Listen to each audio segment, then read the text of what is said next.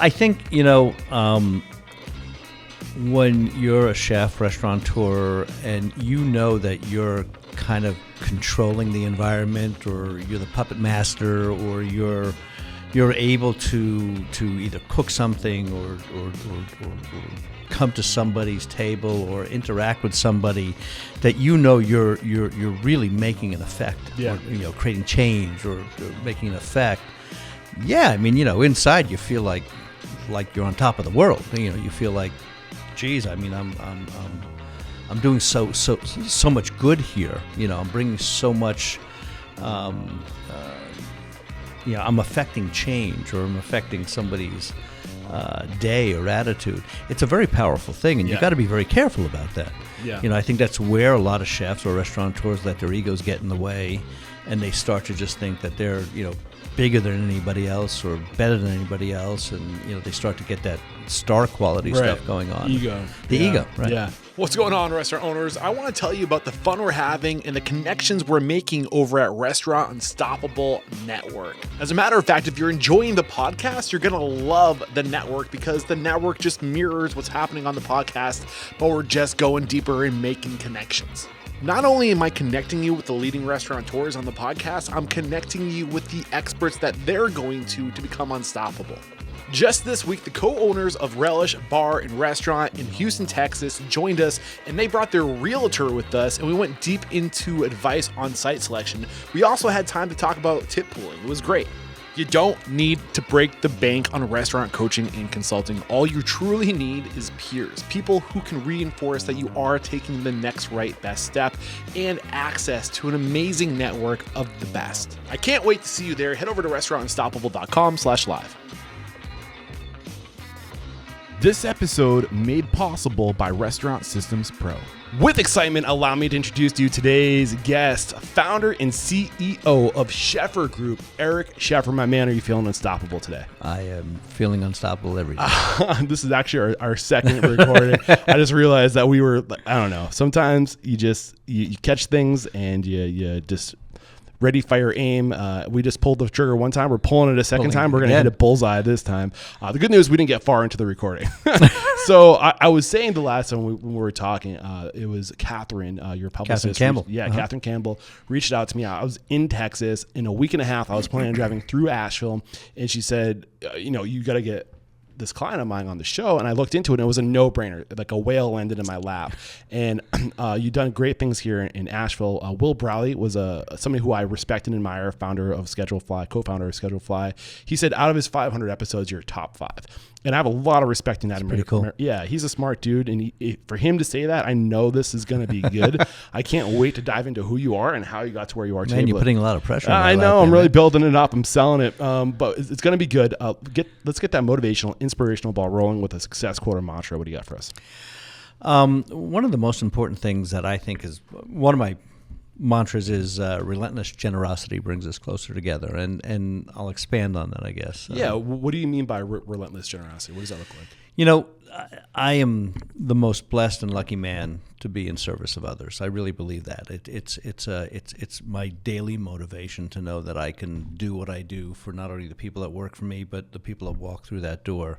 And by giving of myself and having my staff give of themselves and be generous in how we do so, I know it's going to affect people's lives. In some ways, it changes people's lives. Absolutely.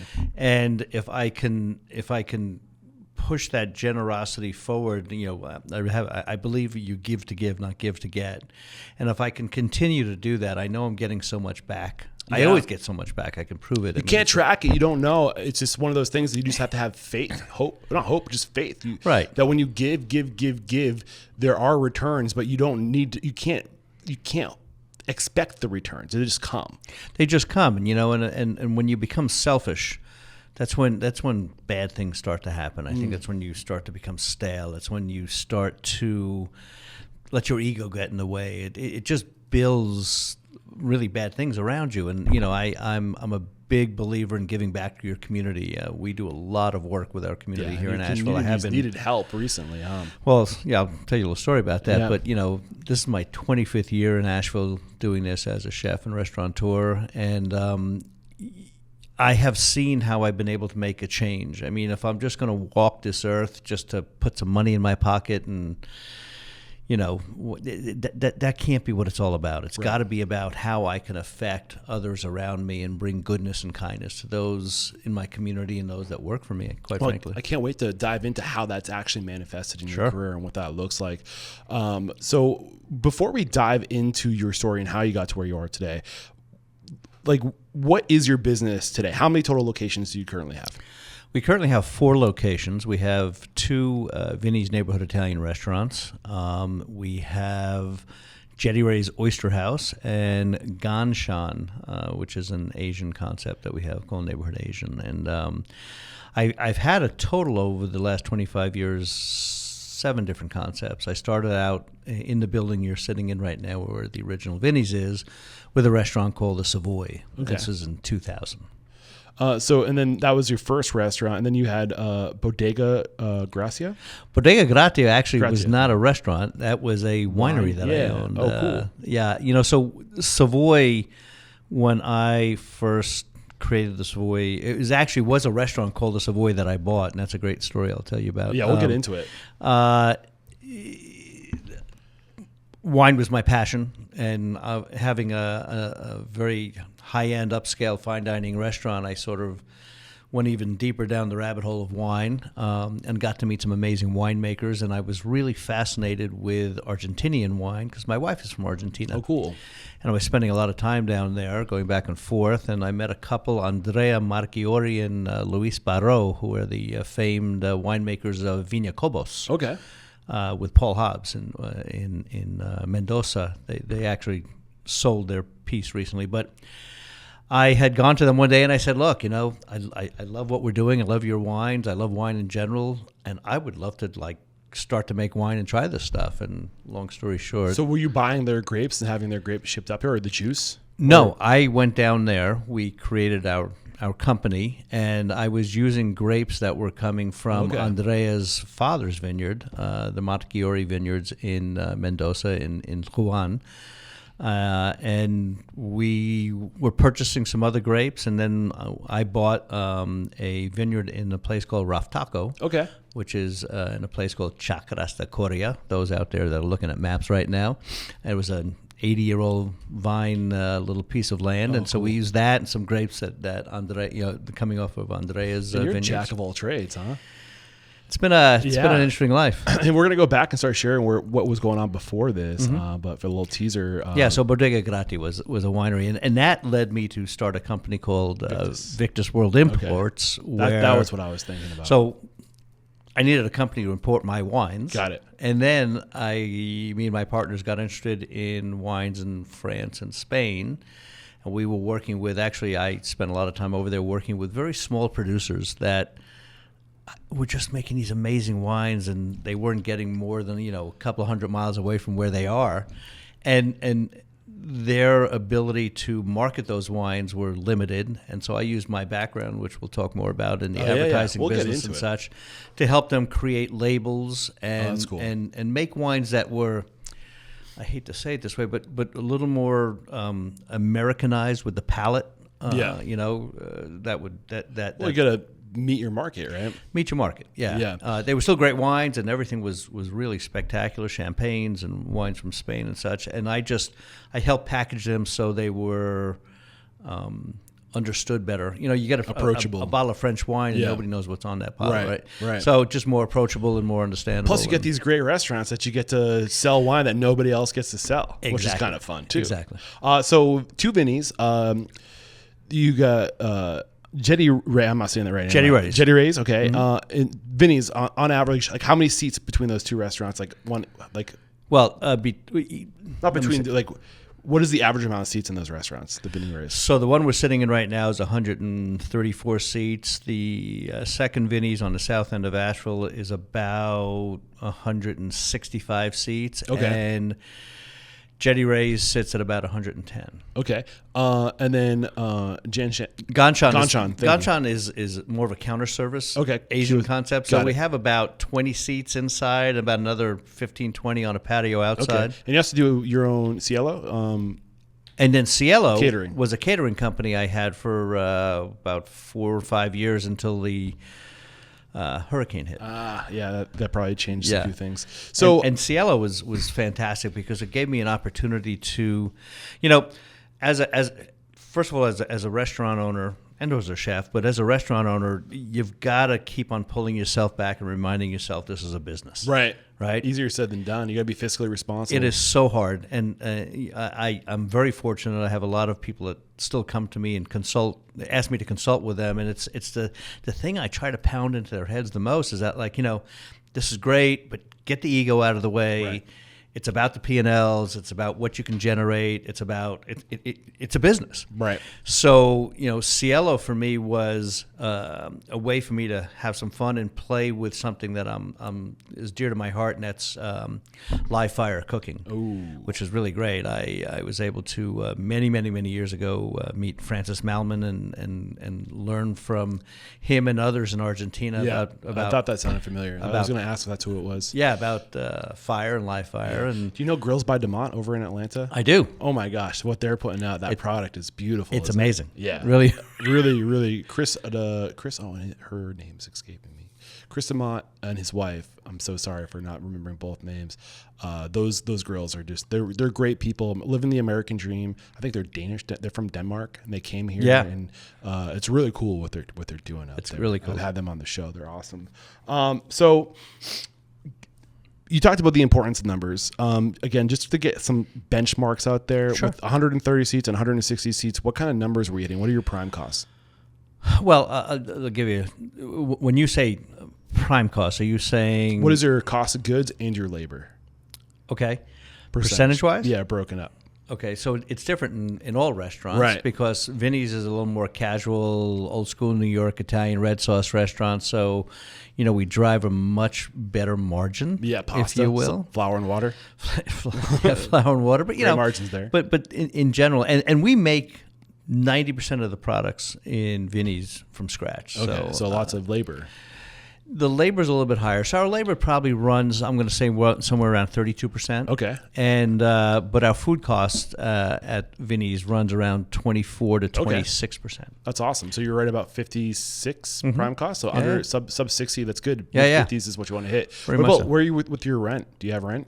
I own the building. Ooh, so there's 7% going to the bottom line. Well, and there's another part of that was a focus of mine, that as I opened up restaurants, I wanted to own the dirt underneath the restaurants. Okay. There's two reasons for that. One is obviously the write-offs and the financial impact on myself. I can control my environment and such.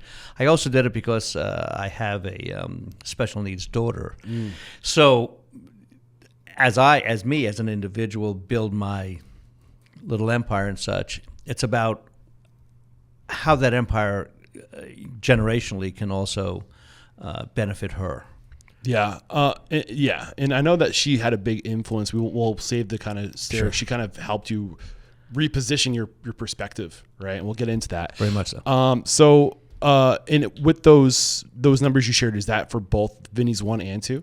Are you hitting the same numbers there? Yeah, actually, I would have to say that Vinnie, where we're sitting OG now, Vinnie? the OG Vinnie's is the machine. Okay. Vinnie's South, it's pretty similar. I mean, it's off by maybe a point or two here Got and it. there, but And are you comfortable sharing percent profit? sure. I won't make you share revenue, but I won't stop you to. Well, we generally run about, I'm going to say, anywhere between 13 and 16%. Awesome. That's hard to do right now in this market. If you're doing anything over 10, I think you're doing good. There's a lot of consultants and people saying like, I can get you 20, and I think that's possible. But it's also like, if you're not doing 20% profit, you're not, like, don't kill yourself. If you're doing 10% or 15%, you're doing really good. If you can squeeze out 10, like you said, to 15 or even 10 to 13, you're doing very well. Yeah. And Jettie same Ray's with Oyster Jettie Ray's, House. So it's different. So Jettie Ray's is a high-end seafood restaurant. It's oysters, right? Right. And we're bringing most of our stuff in from like Duxbury, Massachusetts, Okay. and places up in Maine and Rhode Island. And, the product costs a lot of money. Right. We're bringing in whole fish. We're butchering our own fish. Everything is made from scratch there. So, I have to say the labor cost there is probably running, I'd say about 32 to 34%. Okay. And our food costs sit at about, I'm going to say anywhere between, let's say 30 and 32%. So, so you're in the mid-60s. Mid-60s. Okay. But are you doing the revenue to make up for that? Because your profits, do you own the building too there? That's the only building I don't own yet. What's I'm working on that. What's your rent? The rent there currently, it's not bad. It's actually about $6,000 a month. So what is that in terms of percent? It's about, I'm going to say it's about 8%. Okay. So where are you at with percent profit? Are you looking at like maybe 5 to 10% in that ballpark? There were more around 10%. Okay. Yeah. But still, you're making money. You're operating in the black. And I'm sure you're probably doing revenue there with the bills are probably really high bills. The bills are high, but the revenue is good as well. Like Vinnie's a check average here.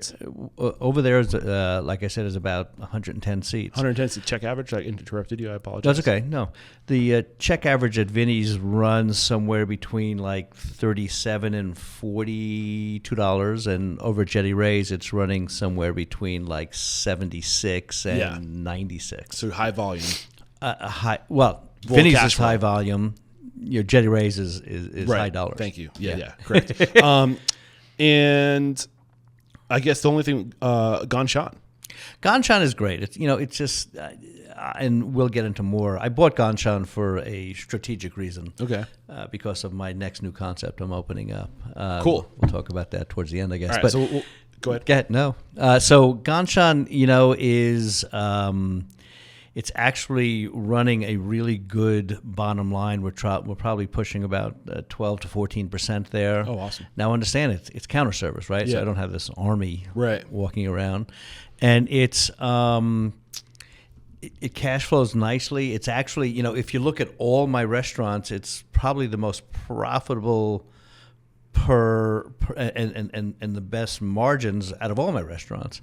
But it's also it has been a great way for me to learn the counter service business because I truly believe you have to be diverse. I mean, I've got 4 restaurants, soon to be 5, and I know in other cities it's probably the same, but here in Asheville, North Carolina, labor's tough. And finding really good people and great chefs and people to work that show up and such is the hard thing Definitely. in our business. I am, again, blessed and lucky. I've got 170 employees, and I would say the vast majority of them are just these amazing people. I'd have to say that of about 170 employees, at least 10% have been with me for 5 years or more. Some 20 years.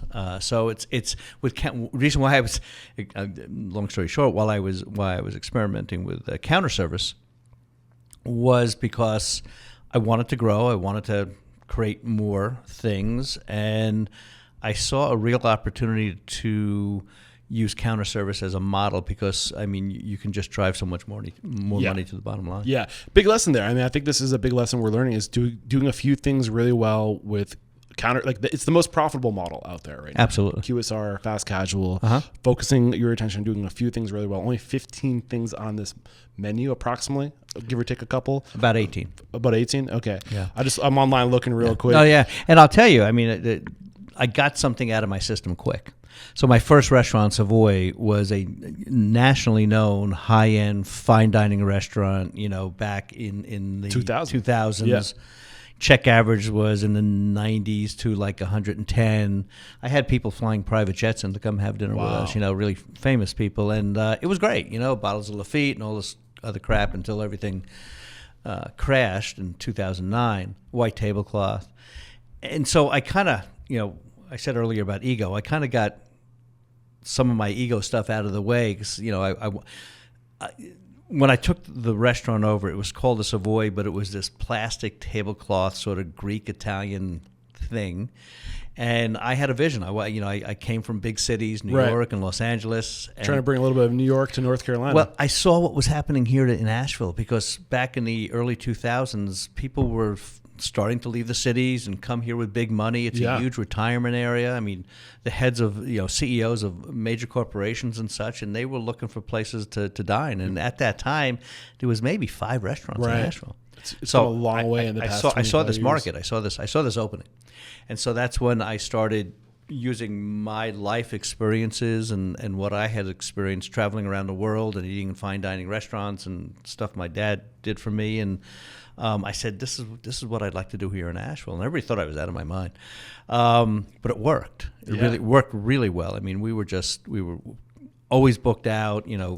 And that's one of the biggest lessons I've learned. I think that most of the opportunity right now isn't in the cities. Turn of the industrial age, you know, when the industrial age kind of started to wind down, like the age of, like, you know, mills and big factories, and those started to close, and people went from all the mid-sized cities in the country to all the big countries. That's when New York and Los Angeles and Chicago and Miami and Boston, like, everybody went to the big cities. That's where the opportunity was. You had to go to the big cities to get the opportunity because they weren't in, you know, the small mid-market cities anymore. And like, there's like, look all over, like, you look at like Ohio, you get like Dayton and like, you know, Cincinnati's another small, like all those are all ghost towns for a while. But I think recently you're seeing everything start to swing away from the big cities to the smaller markets post pandemic. So. Well, you know, and that's where the opportunity is. I tell people all the time when I do interviews like this and such, when I was in Los Angeles, and we can get more into this, but, you know, I was in the entertainment business, and, you know, I was a really tiny fish in this huge pond, and couldn't ever make the impact on a community or the people around me or grow businesses like I've been able to do by coming to a small community like Asheville. Asheville has been just, I mean, the things I've been able to do and be involved in and affect change and such, I could never have done that in a larger city. So it was really important for me. I think we have a pretty good grasp on what you got going on. So let's go back to where it makes sense. Sure. So, restaurant owners, what if I told you there was a way to lower your prime cost by $1,000 and get paid $1,000 on top of that? If it sounds too good to be true, it's not. Restaurant Systems Pro is offering that deal right now to 10 of my lucky listeners. Listen closely.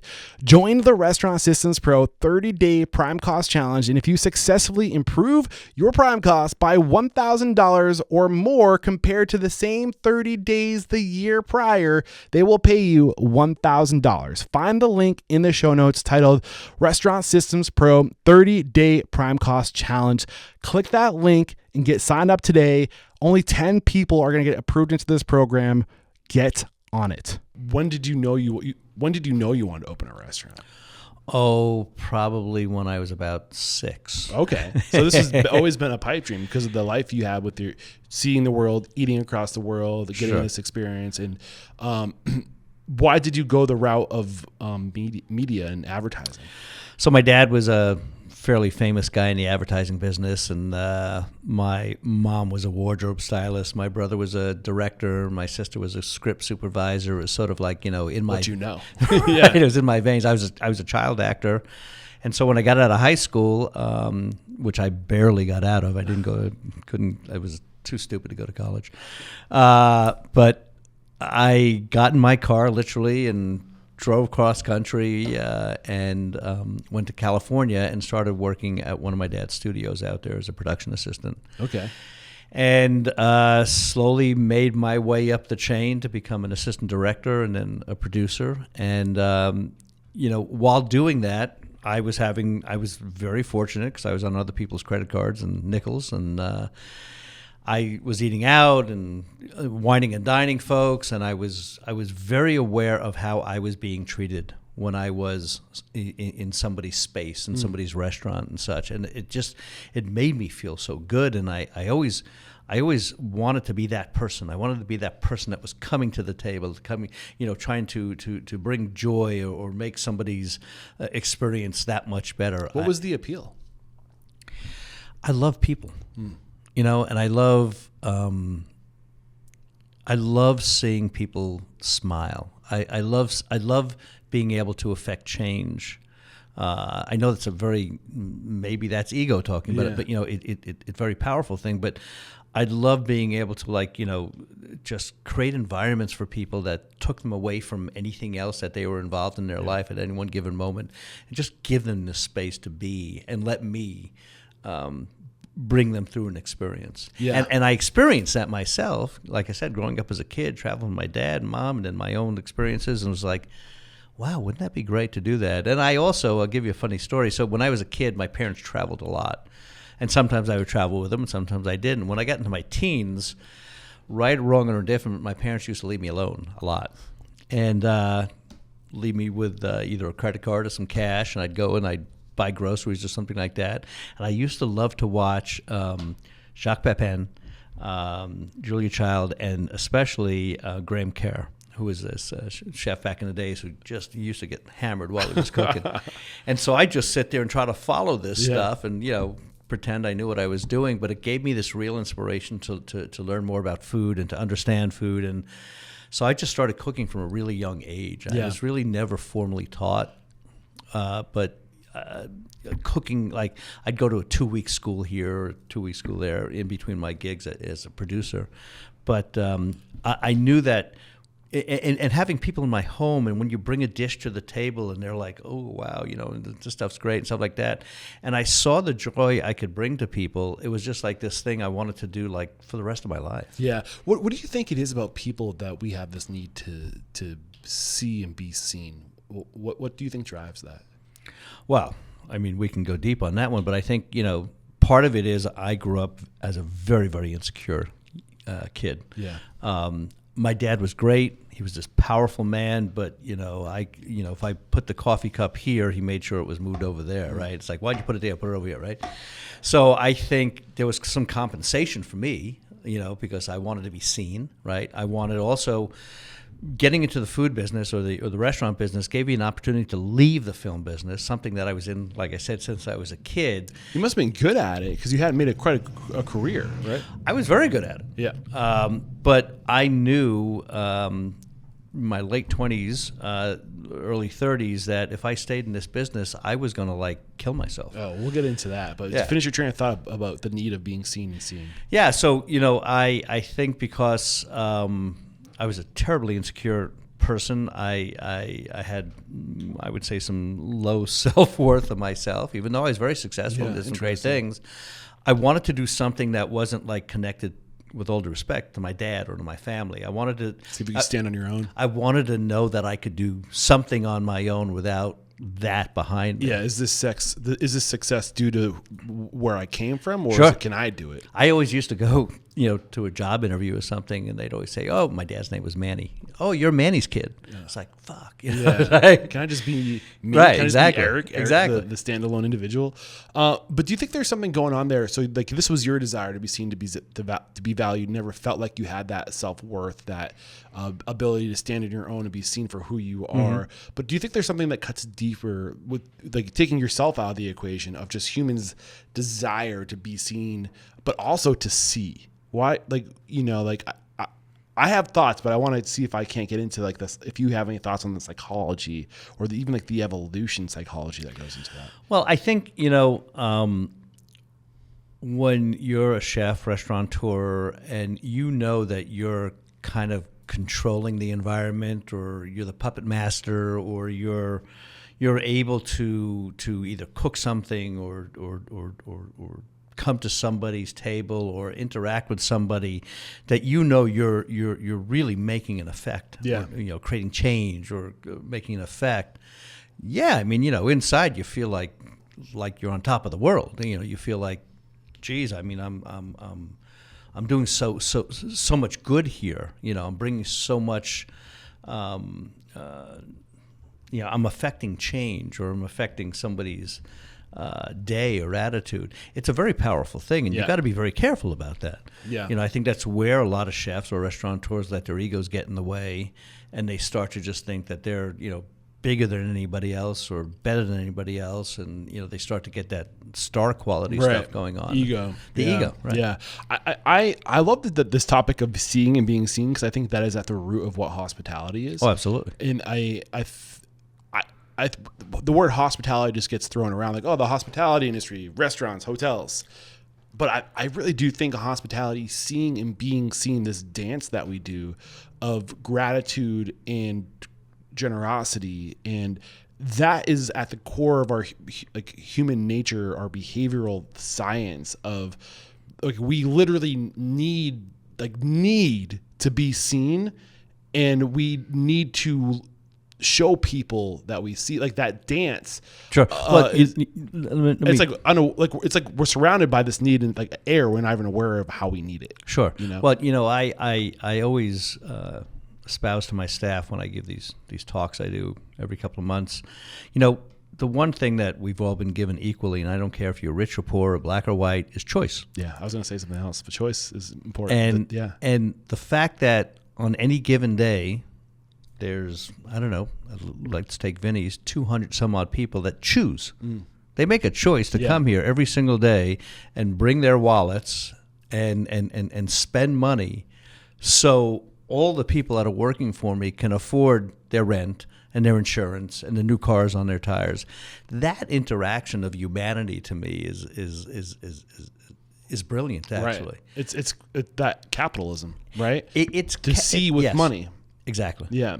And that being seen. It's to see with money, but also and I believe this for my restaurants, it's also they're coming for an experience. The money is kind of the byproduct. Right? They're coming for the party that happens at Vinnie's every night, or they're coming for the elegant service they have at Jettie Oyster House. But they're choosing you, and that to be selected feels so good. No, it does. But what I'm trying to say is it's not just about the financial transactional thing. I think it's about the emotional connection. Oh, 100%. As a transaction. Yeah, but I think money is just the liquid thing that we use to show people that we choose them. You're our choice. Yeah.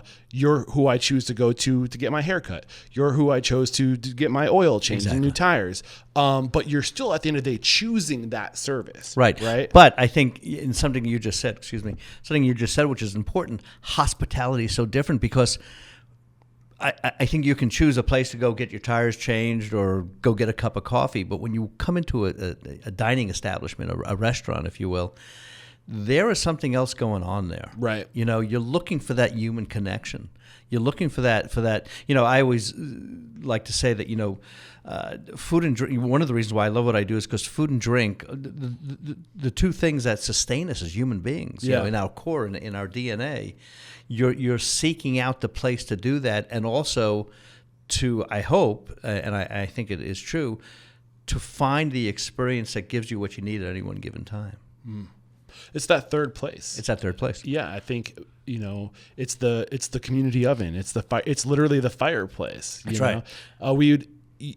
If you look at like the evolution of us, there would be hunter gatherers. Or we would have our job, what we contribute to the tribe, the thing we're good at. Mm-hmm. Maybe it's making traps. Maybe it's jumping on the back of a giant mammoth. Maybe it's identifying certain mushrooms. So whatever that is, that's your work. And then you have your home where you would sleep, like your hut or whatever. But there's got to be that third place where you come together with the other tribe members. Exactly. And that was usually like, the campsite where there would be like a place where a meeting place where you tell stories and you get your news and you get your entertainment. We need that. Oh, it's a part of our DNA. And we kind of, in the modern world, where do you go to get that? Right. And it manifested in public houses, but it's interesting you say about you need that.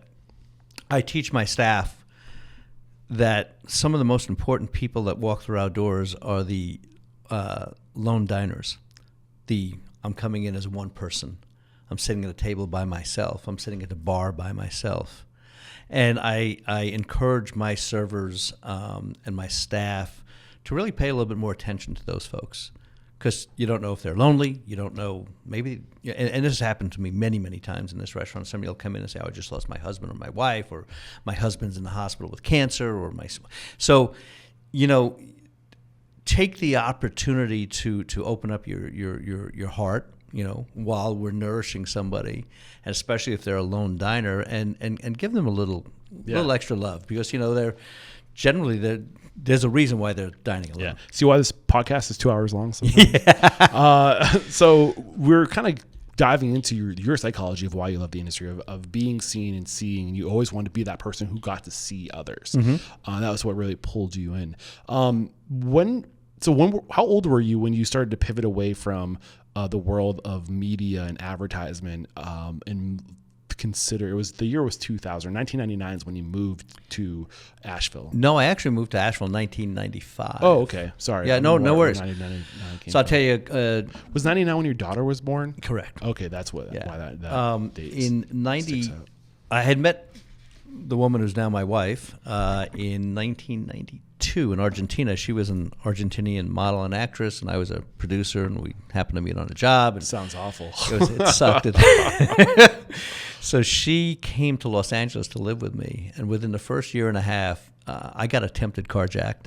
I was working on a film, and some guys tried to take my car, but being from Brooklyn, I didn't let that happen. Wrong guy, buddy. Wrong guy. She got mugged, and then the 1994 earthquake hit in Los Angeles, and she looked at me in her broken English, because she didn't speak good English back then, was like, "I'm moving back to Buenos Aires, and see you later." And I'm like, maybe this is a sign. Maybe this is the thing we've been talking about, because we had both been talking about, like, going and starting over again, doing something else. And I had a friend of mine who subsequently became my partner for a short time here. And when I first opened up the Savoy, who had just moved to Asheville, he called me up. I had a nickname back then. My nickname was Hollywood. And he called me up and said, "Hollywood," he said, "I hear all this crap that's been happening to you in L.A. Why don't you come to this town I just moved to called Asheville in the mountains of North Carolina?" Full disclosure, I'm Jewish. So I said to him, I said, "Are you out of your mind? A Jew in the mountains of North Carolina?" The Right. I said, "Are there any Jews around there?" And he said, "No, actually, there's like 2 synagogues, and there's a JCC, and there's, it's very comfortable around here, very progressive, all this stuff." So I'm assuming he was Jewish too. If yes, you he knew was. this. Okay. Yeah. So we came, took a flight, came for Thanksgiving in 1994. We were here for like 3 days, and we both looked at each other and said, "This is it. We just felt this." A lot of people will tell you that, but it's not bullshit. It's true. We felt this was where we wanted to be. And I went back, and I was booked to do another movie and a couple other jobs. And I told people, take me, I want to get on my contracts. And I started telling my friends, and I still am, but I was a pretty big jokester back then. And they're all like, Hollywood's just joking around. He's not going anywhere. And literally the day we got back, my wife started like packing up the house, and we left like maybe, I don't know, 5 months later, 6 months later, and just drove cross country, and I just gave it all up. Yeah. So you're done with the world of advertising? I was. Were you working remote from? Well, there's a small piece to this. So when I got here, I needed to work. Right.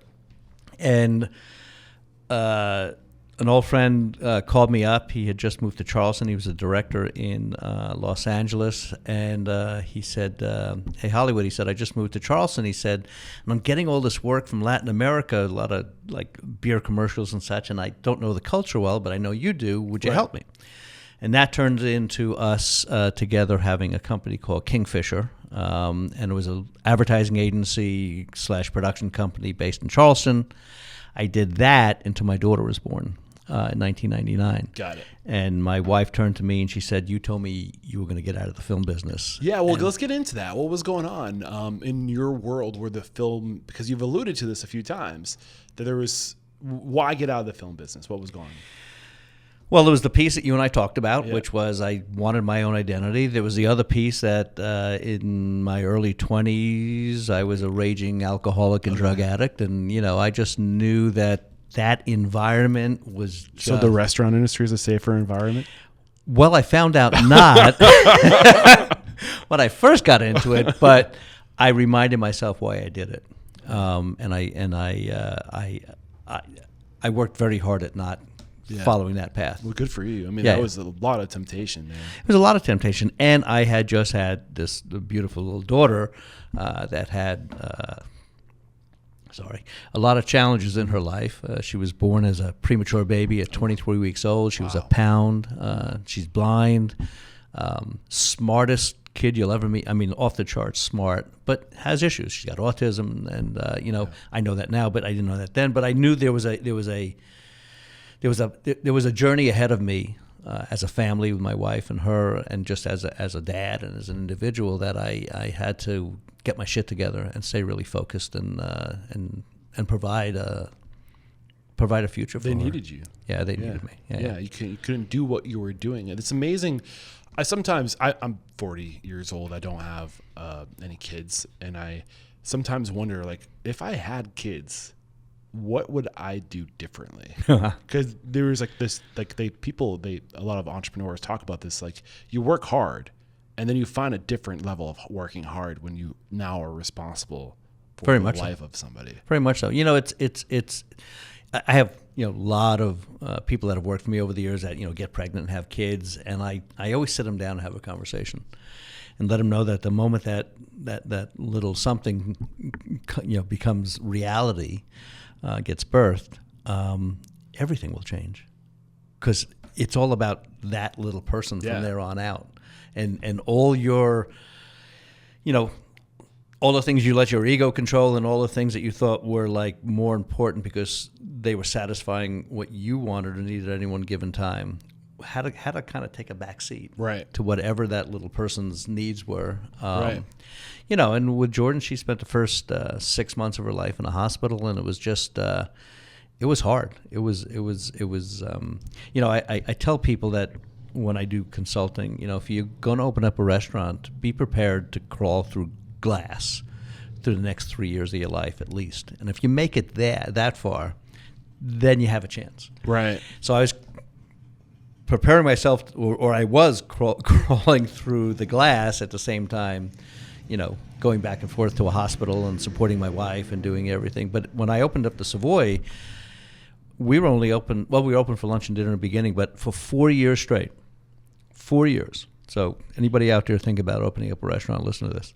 For 4 years straight, I lived here. I mean, I was here at 7 a.m, and I closed the restaurant at night, and I'd sleep on the floor in that other room over there in between shifts, and I did that for 4 years. Yeah. Until my wife came to me and said, Jordan, and my daughter was probably she was 5, asked me why you don't live with us. And that broke my heart. Yeah. So I had to start to make the balance. I had to start to figure out how to. I thought I was doing the right thing, right? I'm being a provider. I'm working as hard as I can and stuff, but I wasn't there for her the way I should be. So it's hard. I mean, the restaurant business is not for the weak at heart. It's not for most people. Yeah. I have a question. I want to get into where you just left off, but I have a question about one of my fears with having kids is that I will resent them because I can't do what I love. I can't live in a truck camper and drive all over the country and find people like you and share their stories. Why is that the wrong? Do you think that's the wrong mindset? Absolutely. Why is that wrong? Now that I have a kid, I'm so immensely grateful that she chose me to be her dad, and I mean that.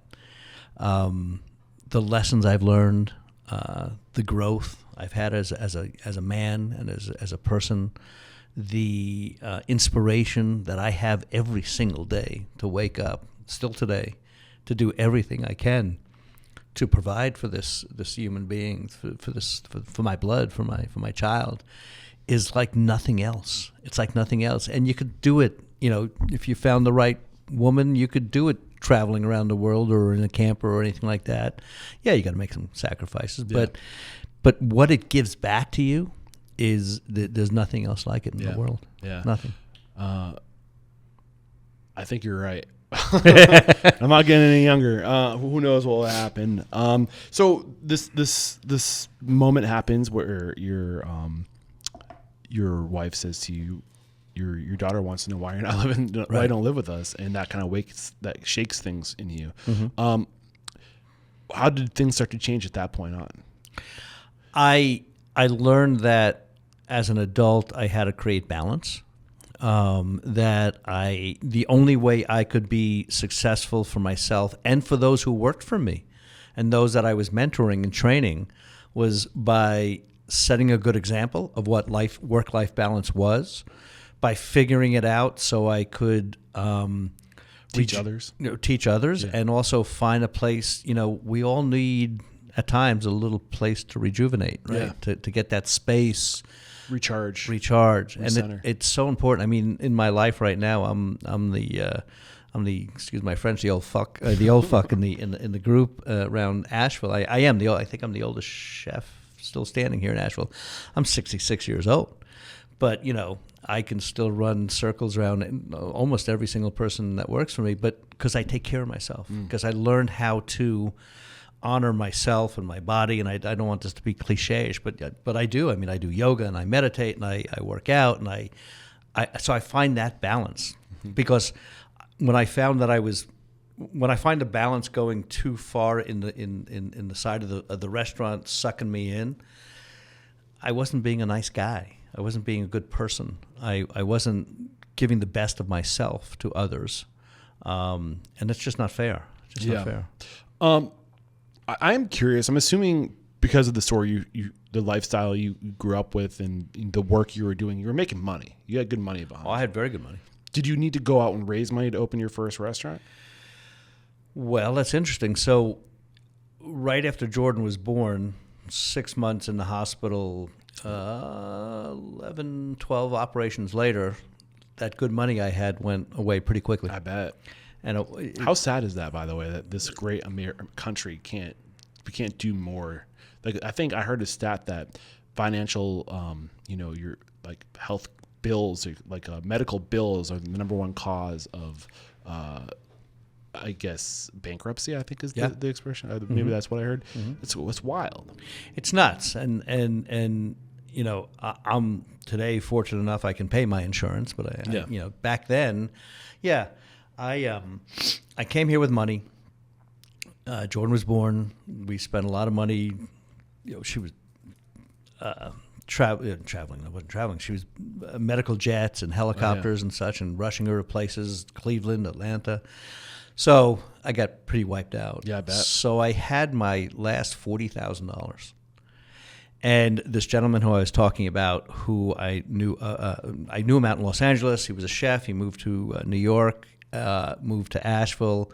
He and I for years were talking about, let's open a restaurant. Let's open a restaurant. So when I got here, I was like poking at him. Let's do this restaurant. Let's do this restaurant. Let's do this restaurant. And it took until Jordan was born, and I sat down with him with a bottle of gin, and I said, look, let's figure something else. Let's do this. I mean, you're a chef. I want to do this. I know I can talk to people. I can run the front of the house, and I can get on the line and start working in the kitchen and stuff like that. And we did it. We opened up Savoy. And so there was a guy. This is a great story. There was a guy.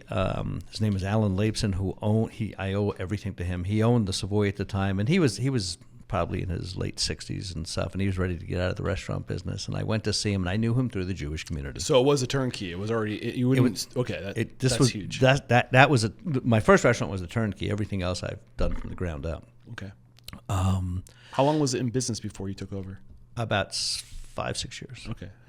So I went to him and a cup of coffee. He came into the restaurant and sat down. I said, I hear you want to get out of the business. You're done. He goes, well, yeah, kind of. I said, well, here's my story. And I told him my story about Jordan, about my life and how I got here and so on and so forth. And I said, I need an opportunity.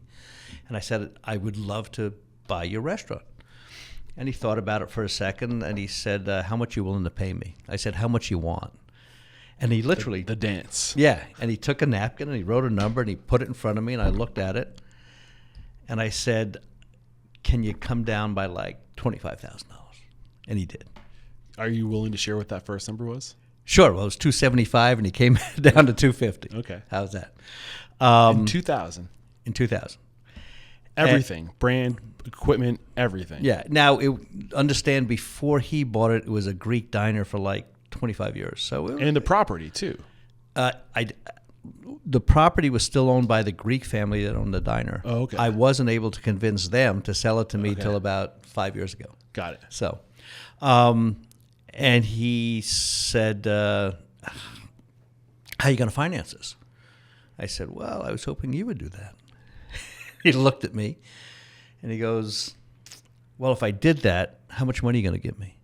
I said, I tell you what, I got $47,000 sitting in my bank account right now. I'll give you 40. And he looked at me, and he shook my hands, and he says, okay. And that was the beginning of my 25-year career in the restaurant business. So did that $40,000 go, was that your first payment towards the $250,000? Yes. Okay. And then how did you set it up thereafter? He owner financed it. and I was paying him a monthly amount until I was able to show that I could be profitable. And I went to a local bank and I said, "Here's what I've done over the last year and a half. Would you get behind me and so I can buy him out?" And that's how it all started. So for that first year, was the restaurant profitable when you purchased it in the first place? No. So they were operating in the red. They weren't making money. Correct. Were you giving him a percent of profit, or what was it, a percent of total? Like, how did It was just a number. It was just like flat fee? we came up with. I think back in the day, I was giving him like 7% on the money he was essentially loaning me. Okay. So 7% of whatever the debt was is what Correct. you paid. Exactly. What is 7% of 250? It would have been 210, right? Correct. I'm so So bad I think at it was math. like 220. It was, I don't know. I think I was giving him like about. He's pulling out his calculator. Thank you. Yeah, I totally am. Math is not my strong. Even when I use a calculator, I screw up sometimes. It's embarrassing. So 210 0 times 0.07. So $14,700. Okay, but that $14,000 I was able to get down lower. I think I was paying him about $6,000 a month because I amortized it over like 25 years. You saved? I said to him, I said, "Would you amortize this for me?" What does that mean to amortize? To amortize basically is the period of time that you have to pay something off. So if I went to him and I said, "Okay, I owe you, let's call it $200,000 to make an even number. If you would amortize it for me over 25 years, my payments get lower. But what I'll do for what you just did for me is in 5 years there'll be a balloon payment and I'll have to pay you off." So it gave me an opportunity for that 5 years to have a much lower amount of money I was paying him, and to show better profit and to put more money in the bank, so I can go to a bank and say, "Look, right, you got to show that you're profitable." But if you're taking all the profits going to if pay it's all him getting back, to pay him, you're screwed." But then he can cash out in 5 years. He can get a lump sum. He knew, and if I didn't, God forbid I couldn't, he just takes the restaurant back. Yeah. So I love having these conversations because I don't think people know how to approach people and have the conversation. I got to tell you, it is amazing to me how many young people come to me for advice, and they're just afraid to ask the question of somebody else. Like, "Hey, I only have this amount of money," or "Hey, would you do this for me?" Or, "Would you sell me the building?" They're afraid to go ask, and it's like, what's going to happen? All I can say is no. Yeah, get out of here, kid. Right. Yeah. But we also don't know. We don't have the language. We don't. I don't think we don't know what's fair, what's reasonable. Like, we don't have benchmarks, which is exactly why I like to have these conversations, so you can hear like, oh. Well, you know what's interesting? So back in 2003, myself and another gentleman here in town, Michel Baudouin, another restaurateur, started the Asheville Independent Restaurant Association. I love that. We've been, I think they're going on their 22nd year, 23rd year. You know why we started it? Because he and I would sit down and have coffee it was every Tuesday we'd have coffee. Well, twice a week maybe, but every Tuesday we'd have coffee. And we'd have these conversations with each other. And it's always the people that are willing to have these conversations that rise to the top Well, and go further together. You know what's amazing? All the restaurateurs that we would say, "Hey, come have coffee with us." "No, I'm not going to tell you what my numbers are." "No, I'm not going to tell you what I'm paying for, that box of whatever." They're not here anymore. He and I are still in business. And once we started getting the other restaurateurs that joined us in creating this organization to sit together and share this information, we all rose to the top. We all helped each other. Cream rises to the top. Cream rises to the top. And I'd be able to. He just did it recently. He texted me something about credit card percentages and such. Like, "What do you do?" It's like I texted him back. You start to Here's the deal. If you wanna isolate yourself and you want to, if you will, think that you're smarter than anybody else and keep the information to yourself, well, one day it's going to come bite you in the ass. I promise you.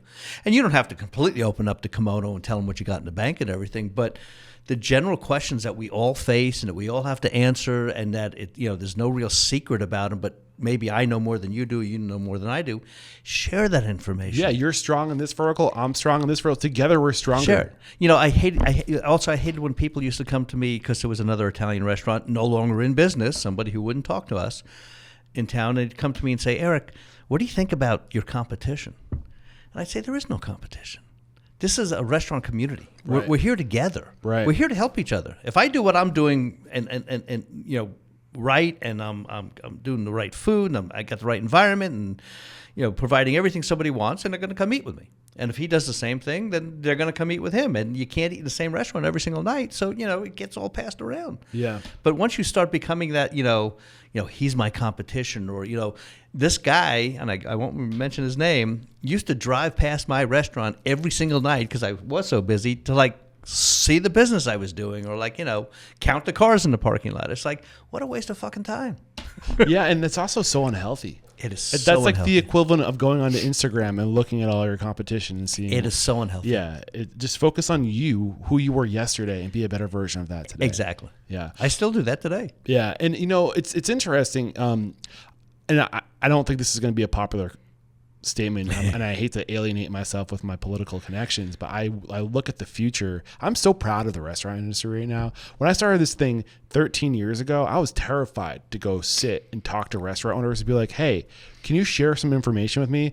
And can I record that? And can I publish it to every restaurant owner ever? Like, not ever, but like that's alive right now. Sure. And I was like, they're gonna think I'm crazy. Like nobody shares information like this. But it was me listening to podcasts of other industries, like the tech world, and like entrepreneurs and like computer, like that space, like SaaS companies and stuff like that, just like sharing this information. This is how I made millions of dollars. I'm like, why don't we do this in the restaurant industry? I couldn't find that podcast. That's why I started the show.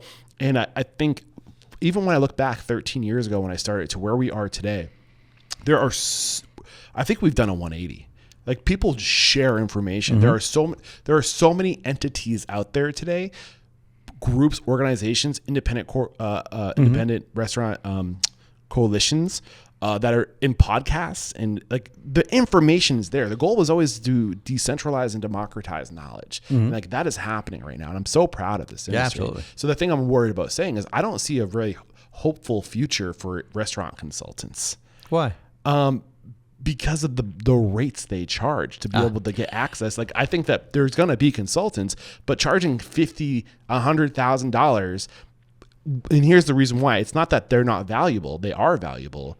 I don't think that there's no value in consultants, but that information with AI, like the ability to get that information is a literal question away. Yeah. And then it will start prompting you to be like, do you also want this? Do you also want this?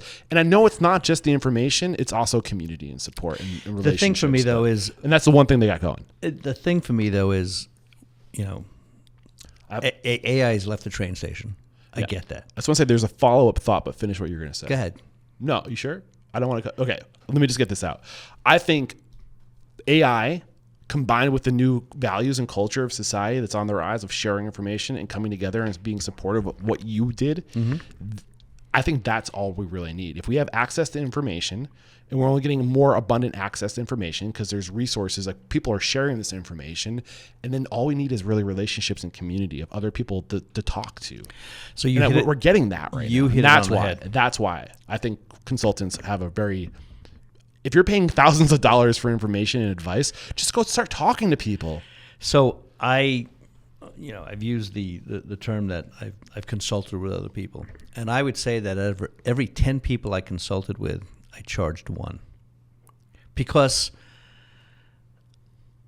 I knew that if I could give somebody just a leg up or a little piece of information that wasn't going to or that was going to help them not lose their parents' money that they just gave them to open up a restaurant, or wasn't going to put them into bankruptcy. If I could do something to help somebody survive or get better at, or quite frankly, and I say this, talk them out of it. Talk them out of it. I can't tell you. There's folks that work for me at the Scheffer Group. They always laugh because I get these people to come and talk to me.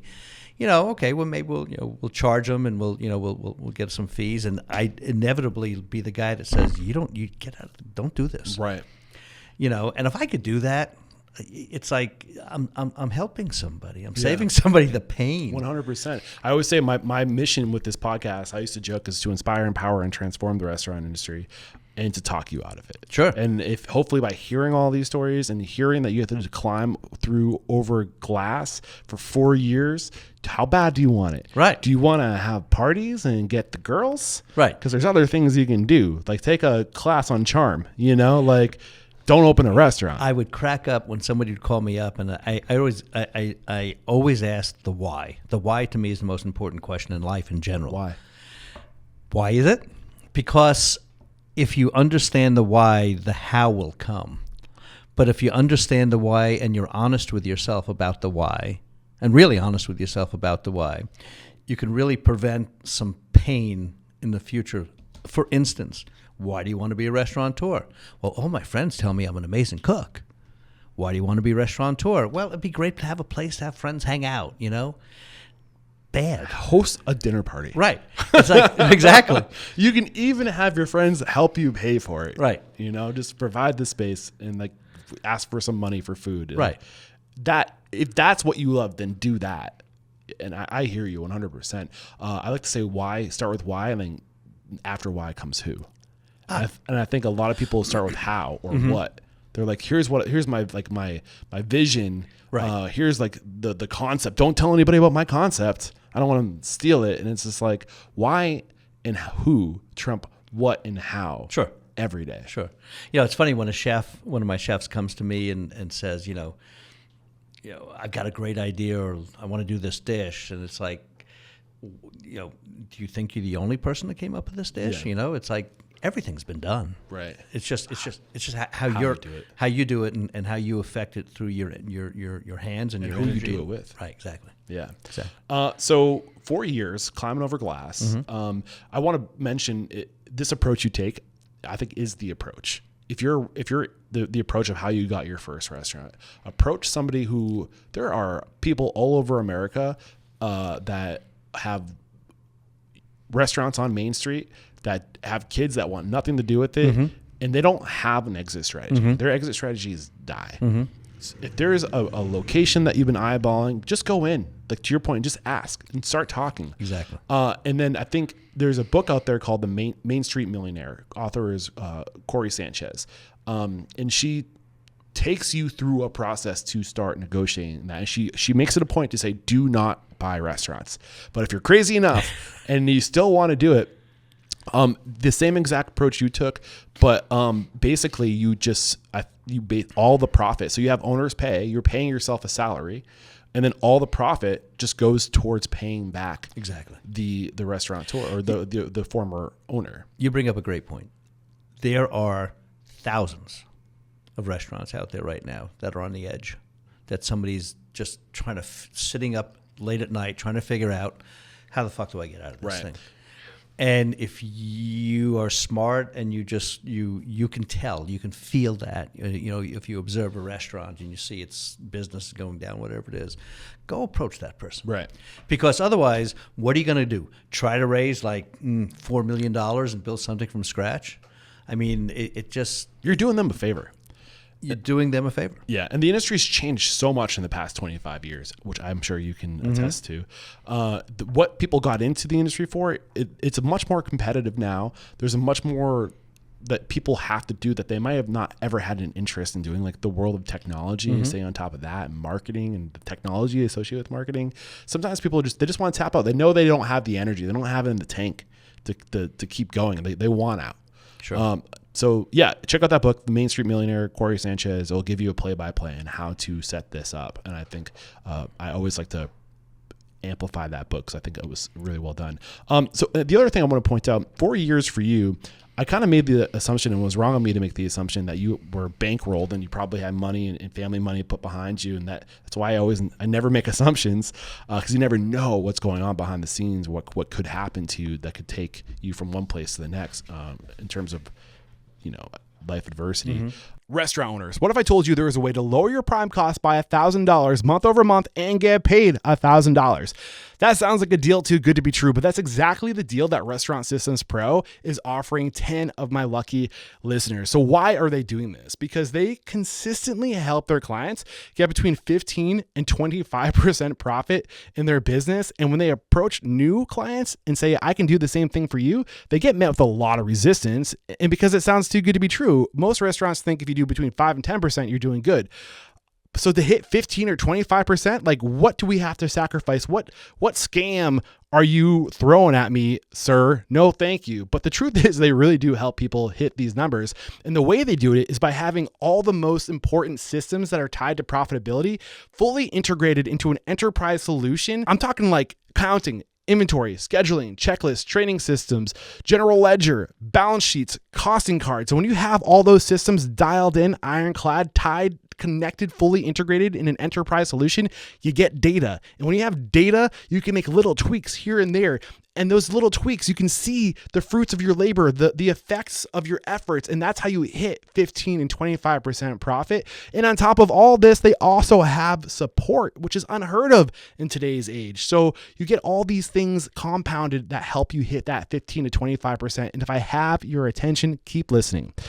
Join the Restaurant Systems Pro 30-day prime cost challenge. And if you successfully improve your prime cost by $1,000 or more compared to the same 30-day period last year, they will pay you $1,000. If you're listening on YouTube, iTunes, Spotify, find the show notes and we will have a link titled Restaurant Systems Pro 30-day prime cost challenge. Click that link and get signed up today. Only 10 spots, guys. Do not wait. Get your spot, lower your prime costs by $1,000 and get paid that $1,000. They're actually calling this a reverse guarantee. Get on it. Just take us back to that point. 4 years in, 5 years in, you start to realize you got to change how you're doing things. Take it from there. Well, you wanted me to be honest. I'm going to be very honest. So I, about a year and a half, 2 years in, this person I opened up the Savoy with and I, who were very dear friends, started going in two different directions. There was things happening in the restaurant I didn't agree with, and he didn't necessarily agree with, and it was affecting our families.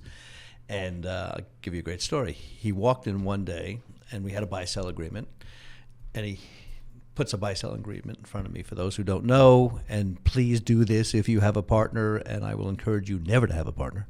But make sure that there's an agreement within your operating agreement that says, okay, if I hate you, you hate me, and we want to split up, here's exactly how it's going to happen. Yeah. And our buy-sell basically was that he came and offered me a certain amount of money, and I had 30 days to either come up with that amount of money and pay him, get him to go away, or he'd have to give me that amount of money, and make me go away. So that happened, which triggered 30 days of me not sleeping and trying to figure out what the fuck am I going to do. How far into it was this? How many years? This is about 3 years into it. Okay, so before you, that moment where your daughter. Exactly. Yeah. It's about 3 years into it, and I had a couple. They were I won't mention their names because she was a very famous actress that lived here in Asheville, and he was a very famous businessman, and they used to eat here every single day, lunch and dinner, and we became friends. And again, I knew him through the Jewish community. And one day he was dining at a table, and the restaurant was kind of empty, and he was in here by himself, and I was sitting across the room with my hands in my head. And he walked over and he goes, "Eric, what's the matter?" I said, I won't use his name, but I said, "Jim, you're never going to believe what happened." I told him what happened. And he sat down with me and he said, "Well, this is going to be the best day of your life." And I said, "What do you mean?" "Oh, no, let me back up one other thing." So my dad was always great to me, but my dad was, if I asked him for $50, I had to pay him back with interest. He was obviously teaching me a lesson. So I went to my dad. I could tell you that my ex-partner said I'm going to buy you out for $165,000. Well, I was able to come up with $125,000, and that's because my dad said, "I'll give you the money." My dad was great in times like that, but here's how you're going to have to pay me back. So I was like 40 grand short. So I'm sitting there with this guy, we'll call him Jim, and he sits with me, and I was telling him, I said, I don't know how to come up with the other, with this last 40 grand that I got to come up with this. And he goes, this is going to be the best day of your life. And I said, what do you mean?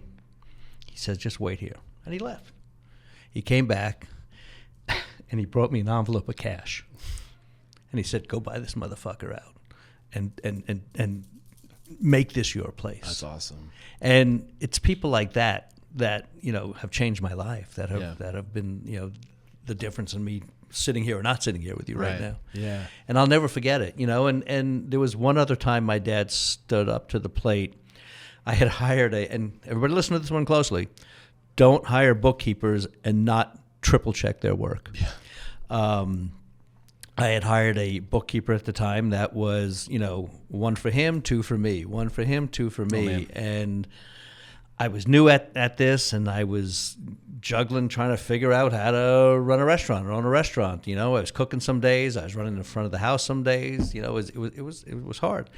Long story short, she was putting money in her pocket and not giving the money to the federal government. Oh my gosh. And I had an IRS officer show up at the front door and basically say, you got 30 days, I'm locking the door. And I was like, holy fuck. And what year was this? This is after that 4-year period of time. Just at around that time, actually. Okay. About 4 years in. And I have a woman in my life. Her name is Renee Hermanson, who's now my CFO, who had taken over for this woman. And Renee saved my life, and my CPA, Stuart LeBlanc, saved my life. And we just got together and we tried to work out plans with the IRS. Every story you've ever heard is true. They are the worst people on the planet. They have no souls. They don't give a shit. And so I made them offers. I can pay you this. I can pay you that. And they just kept on turning it away. No. And it was like, what the fuck are we going to do? And I lovingly say How much did you owe? You're allowed to say?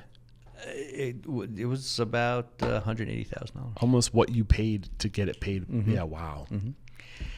And I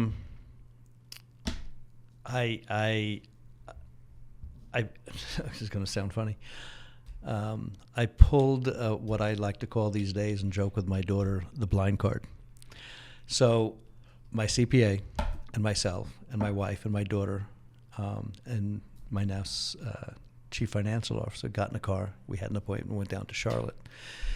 And we were lucky. We got a woman that had a half of a heart. And we sat in that office, and actually my wife and daughter waited outside, and I started saying, this is what I can give you. This is all I have. And I asked for what's called an offer in compromise, which is where you come up with an amount, and if you can pay that amount and stay clean for 10 years, it all goes away. So at one point during the meeting, I said, excuse me, and I got up, and I got my wife and daughter, and I brought them in the room. And my daughter's sitting there, and I forgot how old she was. She maybe 6 years old, 5 years old. And I said, that's the reason why you need to help me. I said, that's what I go home to every night. That's who I'm trying to support. That's what my life's about. And I was able to get this woman to break a tear. And about 3 weeks later, she agreed to this offer and compromise we have, and my life changed. But I'm telling you, things come at you all the time. Yeah, you never know. There's 1,000,001 different things that could put you out of business. No. The state of North Carolina, which is an interesting state to deal with, they have this, they watch to see how much tips are being reported by your servers. Well, again, I didn't know, but they were only reporting I think it was 12%. And they want a minimum of 18%. Yeah. So we had to change how we were paying them. So instead of them telling me what they were getting for tips, we would collect everything and pay their tips back on their checks. Yeah. But it's stuff like that if you don't ask, you don't know. You don't know what you don't know. And there's so many variables in this industry. So much. And if you don't know, if you don't have the experience, how are you supposed to learn? Sure. And any one of those things that you shared with us, There are 4 opportunities you could have gone out of business already in the story, and we're in the first one. You only have 1 restaurant. that was the first restaurant, exactly. Yeah, this is why the podcast is 2 hours. Well, and I got to tell you, I mean, if you are going to get into the restaurant, or if you're currently in the restaurant, look at who your CPA is. Yeah, because restaurant economics is unlike anything else. Yeah, the rules, the write-offs, the filings. It is absolutely. You need a custom specialist. You need somebody who really knows what they're doing. Otherwise, don't use your Uncle Tony. Right. It's going to bite you in the ass. Yeah, and I think I'm really proud of my partnership right now with Sorboni Financial Services. Mm-hmm. I discovered them through an organic testimonial, Jason Carrier, episode 1200. And I went to that company, and they're a fractional. They're all-in-one financial service, bookkeeping, taxes, payroll, and they are a fractional CFO. They offer all those services. I don't want to say how much it costs because it's case by case. But they're also kind of like a tech stack, you don't have to go all in on those services. They can meet you where you're at and offer the most important services, bookkeeping, taxes. Right. And I think that approach is the future of the industry. I really do believe that the future of the industry lies in fractional executives, because you're really fortunate that you can afford a CFO. Well, and a CPA. It was. Do they have other customers, or they? Oh no, absolutely no. Well, so it's kind of like a fractional of them. My CPA has probably, he's got other customers, and he actually handles most of the restaurateurs here in Asheville. My CFO, Renee, is my CFO, and I'm her primary client, and we office together and such. Okay. But she does have other restaurant clients that she'll do fractional stuff with. Yeah, but I think with the future of technology and how everything's cloud-based now, there's this real opportunity for specialists if you know restaurant technology. Operations is finance, right? It's tied together. So tech stacks like Restaurant Systems Pro or Restaurant 365 that are general ledgers, accounting, inventory, budgeting, purchasing, like literally all the things that touch profit are now under one roof. They're cloud-based, and if you onboarding and knowing how to use those platforms is a lift. And if you can master those technologies and you have the accounting background, and you can manage so many accounts with that technology because now the tools are there. Yeah, but what's missing? Relationship. Right. Yeah. I think if you can do it in-house, amazing. But at the same time, what's going to bridge you from going from one location to 10 locations until you can bring it in-house? I think there's something that I don't know. I don't have all the answers, but I do think that in order to have a competitive edge, you need to leverage technology and specialists. And sometimes we don't have the money for the specialists as cost of goods go up. You may not have the money, but you may not have the money because, one of the things I love is that at any given time I can get up from my office and walk across the hall, and there's Renee, and I can sit with her and we can say, how do we solve this problem again? Right. I have a chief operating officer who's been with me for 9 years. I've got a chief experience officer who used to be the manager of this restaurant. And those connections and the ability to sit down and to talk about empirical data, because that's really important in the restaurant business. Is like, what happened 2 years ago when this and this happened, or let's go look at our numbers for last December. What are we going to be? How do we prepare for this December type of thing? It's hard, and one of the things I would suggest to anybody is, first of all, treat people with respect and treat them well, because at some point you may need to lean on them. Right. And that's what I think I did, because that's why people work for me so long. So I have these people that have been around me, that get to know me, that drink the Kool-Aid, that understand the vision, that can act and react to almost anything that happens to us, whether it be COVID or the hurricane recently. Oh my gosh, yeah, we still haven't even gotten close to talking about that. So it's I understand what you're saying, and it is what the future is going to be. But the more you can surround yourself with people, I'm a huge believer in creating career paths for people within your organization, whether they be a server who maybe wants to be an accountant, a bookkeeper one day, or whatever it might be. Talk to your people. Yeah, I do this thing called 10 Minutes with Eric. It's hard with 170 employees. But I go to each one of the restaurants, and they have to sign up. And Is that 17,000 minutes with Eric? It's about that. and I spend 10 minutes. You know, it's amazing. 1,700, I think. 1,700, yeah. It's amazing what you can find out. And I get to know my employees. And, you know, some of them may say, I want to be a restaurant manager one day. I want to do this. And, you know, and I think about, okay, how can I help you first? How can I, you know, one of my big mantras you said earlier is, you know, you can come work for me for 5 minutes or 5 years. What's more important to me while you're doing that is you become a better person first, and then a better server or a better cook, something like that. So I try to look at how the relationship can be reciprocal, how you're going to help me, I'm going to help you. But also, if I can help you with a career path that benefits me in the future, right? Whether it be, I mean, I have several examples of chefs that started out with me as dishwashers that have their own restaurants or their own catering companies. I pay attention to that stuff. I don't look at each individual as just how much money you're going to make me. Right. There's so much wasted. Actually, ironically, my next interview is the author of Wasted Talent, Sam Cayucci, also a founder of One Huddle, which is a training platform. Past guest in the show, and what you're talking about is wasted talent. If you don't take the time to listen, to understand what are your goals, what are your dreams, what are your aspirations, what are you good at, what do you love, how are you supposed to create those win-win situations if you don't know what winning looks like for that person? I'm going to be a slight bit aggrandizing. Why I'm successful is because I'm in my restaurants every single day. Yeah. If you don't want to be in your restaurants every day, then don't open a restaurant. Don't open a restaurant. And some people would argue that that's not the case. You should try to make it so your restaurants don't hinge on you, but you should, I believe that your restaurant shouldn't hinge on you. You should be able to go to a funeral. You should be able to go to a wedding. You should be able to go be with your family if they need you, but you should want to be in the restaurant. Very much so. You should like to be in your restaurant. You should find joy in being in your restaurant. You don't want to go hang out on a beach and that's what you want to do and have this passive income machine. But also don't be the dick. I like to say that, excuse me, but it's like if you're going to hang out in your restaurant, be there to bring people support and joy and mentorship. You know, don't be constantly pounding on them. You know, yeah, there's days I get a little upset why somebody did something and we talk it through and such. I may be, you know, I'm very direct and honest with people. I don't believe in bullshit. But, you know, I also understand I don't want them every single time I walk through that door to be like, you know, puckering a little bit like, oh, shit, he's here again.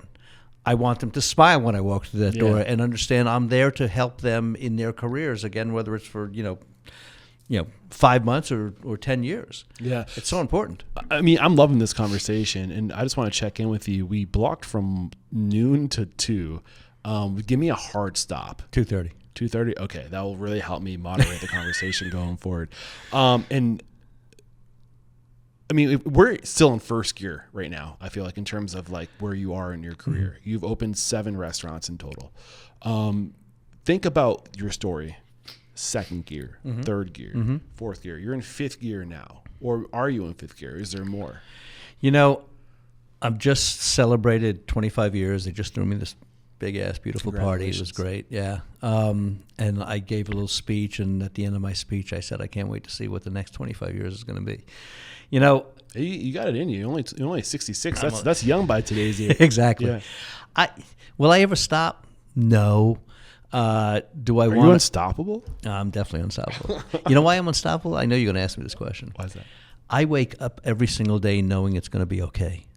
I really do. I have found this space inside of myself. I don't have fear. We are anxious creatures by nature. We are. And I just, you know, I've been through so much shit that I just know every single day I wake up, I'm going to be able to figure it out. I got good people around me. This is the conversation I had with my girlfriend when I left New Hampshire a month ago. I had $2,000 in my checking account, and I'm driving a truck camper from New Hampshire to Texas, where I know half my budget is going to go up in flames just getting there. Right. And she's like, I'm like, it always works out. It's going to be okay. It always does. I'll figure it out. It always does. And I haven't gotten to the negative yet, and I'm on my way back. Exactly. There you go. It works out. No, and you know, look, failure's never an option. It just never is. Because if you're a good person and you're doing the right things, there's always a solution. There's always a way to figure it out. Works out. And if you're also brave enough and think of yourself as being unstoppable, ask other people. Go say, hey, I'm in the shits right now. Do you have any advice? Yeah. What can you do to help me? You know, there are good people out there. People do want to see other people succeed. 100%. There's more good than bad, but we often gravitate towards the negative because the negative gets amplified. You want to know something? It takes less energy to be negative than it does to be positive. It really does. And it takes less energy to be negative than it does to be positive. So you're saying because it's easier to be negative? It's easier to have it's lazy then. Fucking pity party for yourself. It's being lazy. Just because being positive means turning on your frontal lobe and figuring it out. Exactly. And that's hard. Exactly. That thing takes up a lot of energy. Absolutely. Yeah. You get exhausted. Yeah, your brain is a big energy suck. We don't realize it. It's just this gushy thing that I can't remember the percentage, but it's a big chunk. I think 25% of all the energy that we produce goes towards running our brain. Absolutely. Something like that. But you talk about fifth gear. So I've got a new concept coming online. I just bought a building and we're moving our corporate offices in there, the Scheffer Group, and a new concept. And we were talking the other day, and it's like, I think the concept's going to really take off and be great. So where's the next one going to be? Or what's the vision? The concept? Yeah, your vision for Scheffer Group. I hope it goes on for as long as it wants to go on. What's your dream, though? What's the vision? I'll tell you. So do you know what a charrette is? No. Okay, a charrette is sort of a gathering of people within your company or in your business or in your life where you figure out what your plans are. Is that a Jewish term? No. Oh, okay. It sounds kind of Jewish. I know. No, it's not. It's a business term. I think it's French. But so I do charrettes a lot with my staff, my executive staff and such, and we're in the middle of one right now. It's like, where do we want to go from here?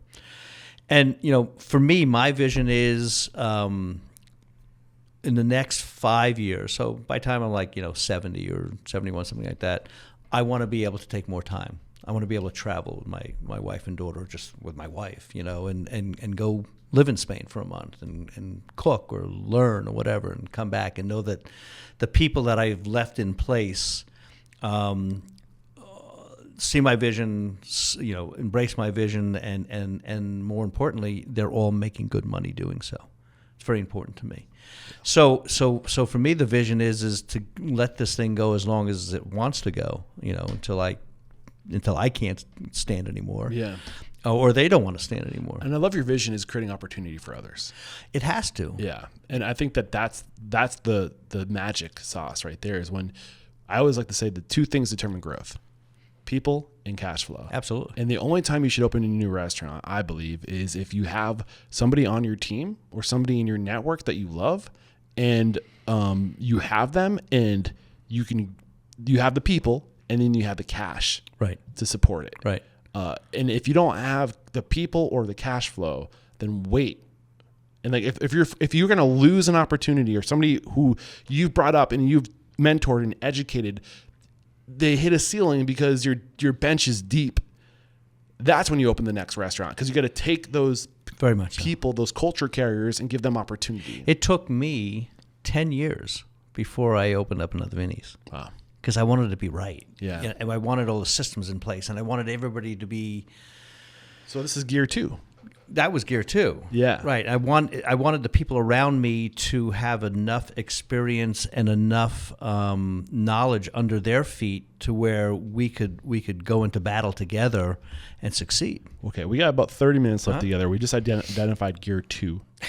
What was gear 3? What gear are you in right now? 4? If 5 is what you're about to do, you're in 4. I'm in 4 right now. Gear 3 was when I wanted to open up Jettie Oyster House. What year did that happen? That was 2020? 2020. Gear 3?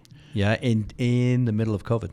Wow. I was curious if that happened before or after It was COVID. right in the dead. I had signed a lease, and we had deployed, contractors and such, and COVID hit. So you're in gear 4. So what was the next gear that you shifted into over the past 5 years?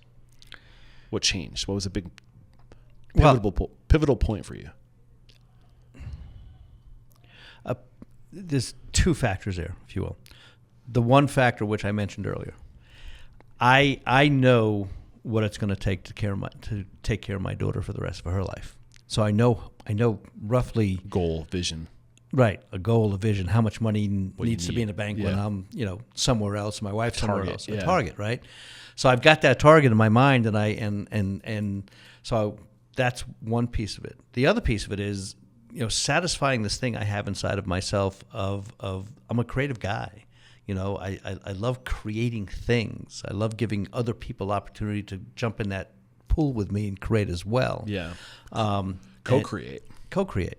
And I know the more I can do that, I know this is going to sound what it's going to say, but the more I can do that, the more opportunities I'm giving other people to start their visions in their lives and move on to do the things in their lives that they choose to do and provide for their families. At the end of the day, How did this start for you, real quick? At the end of the day, finish that thought. I don't want to cut you. I don't want your. no, it's okay.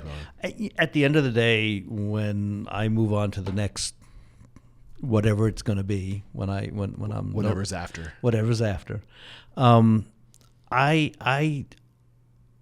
want people to, if you will, say about me or reflect about me that I always gave them an opportunity to be the best they could be, to find the pathway for their dreams, to learn things to be better people in life, how to treat people in life better.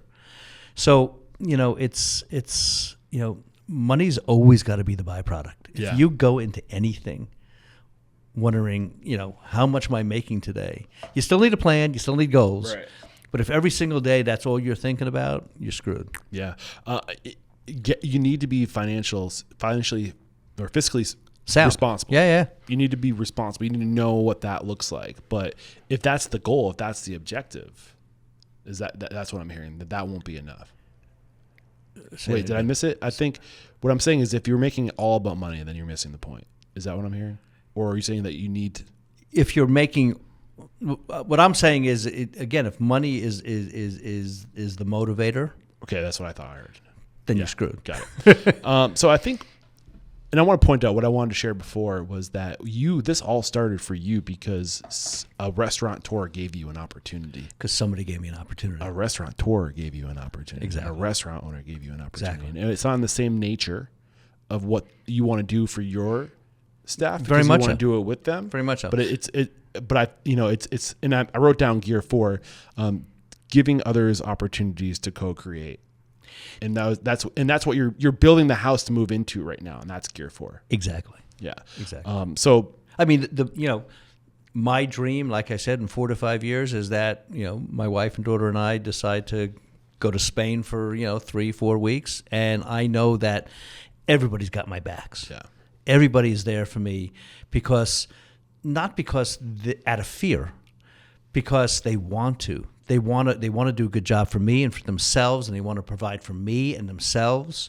They all Proactive. Proactive. Yeah. Exactly. Not reactive, which the industry is really guilty of being reactive to It's the horrible. consumer, to so many outside forces. And I, whenever I can, I like to echo my mission statement, to inspire, empower, and transform the industry. And I do believe that if we transform the restaurant industry, if we get more restaurant owners to think like you, and if restaurants across the country are thinking like you're telling me that we're not going to change the world? Of course we will. I think food, the things closest to food have always been what has been, our evolution, or who we are has always hinged on our relationship with food. Mm-hmm. And we are the closest thing to that right now, with the exception of maybe farmers. Do you know a chef? His name Not is... with maybe. Farmers got us beat. Right. But we are very Exactly. close to them, Exactly. And I think you're an example of like what you're doing. Your vision for scale is what I want to be amplified. It's about creating, it's transformative power change comes from the inside out. We have to take control. We can't point to the government and say, why isn't anybody doing something about this? What the fuck are we doing? Exactly. What are we doing to do something about it? You hit it on the head. This is going to hit some people. I'm going to piss them off. Like when the food stamps went away recently, horrible. I want to say that I think that's horrible. But at the same time, how fucked up is it, part of my language, that we need to rely on the government to feed our neighbors. 48% of the U.S. was like sucking. Right. You know what I'm saying? Yes. Like, shame on us. Right. You work in a restaurant. How much food goes into that trash every day? What the fuck are we doing, man? Right. We are the problem. Don't point your finger at the government and say, do something about this. You do something. Right. What are we doing? Exactly. It's time for us, the industry of hospitality, warmth, generosity, communality, caring for each other, to lead by example and change the world. But it's also why you can't. I see so many restaurateurs just walk in their restaurants and they look at the people that work for them as like, how much are you making for me? How much are you making for me? How much are you costing me? Right. It's so impersonal. And how much am I making for you? Right. What can I do? Exactly. What can I do you got to flip it. Yeah. And once you flip it, it's amazing how things just grow and how that safety net. I just want to quickly say there's a great chef. His name is Pierre Tem. I don't know if you know him. He's a Senegalese chef. And he was on Lynn Rosetta Casper's show that was on NPR called, oh my God, what am I, not Setting the Table? No, that's Danny Myers. The Splendid Table. And you should look this episode up. And he talks about a concept, a way you live your life in Senegal. It's called teranga. And teranga is so much more than just how you carry yourself every day. It's sort of what your soul is about. And it's about how you treat the other, how you invite people into your home to sit around your bowl, because they eat with their hands around, right? But how you invite others into your home and whether you know them or not, and bring them around your bowl, and they are at any one given time the most important person in that moment, and you're sharing with them, whether you know them or not, and you give everything to them. That's how I live my life and how I run my businesses and how I treat my customers. And how people existed for the majority of our existence. Like, very much so. It was always about who's at your table. Who are you? Who's standing around the fire with you? Right. That was the most important person in any moment. It was the person you're sharing the community oven with in the meal.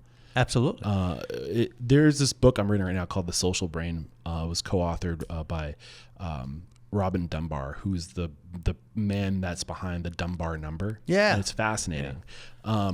The Social Brain is the name of the book, and it talks about, like, I love this stuff. It's like, I do think the answer to our future is in studying our past to understand how we came to be this creature that we are, what is optimal, and then reverse engineering our future to meet our instinctual needs. But I could talk to you for 3 hours, man, but we gotta stop at 2:30. But I wanted to say something else. There's a great chef. I think it was one of the questions you're going to ask me. There's a couple of chefs that I really respect a lot. I know. Yeah. One of them is Ismael Torres.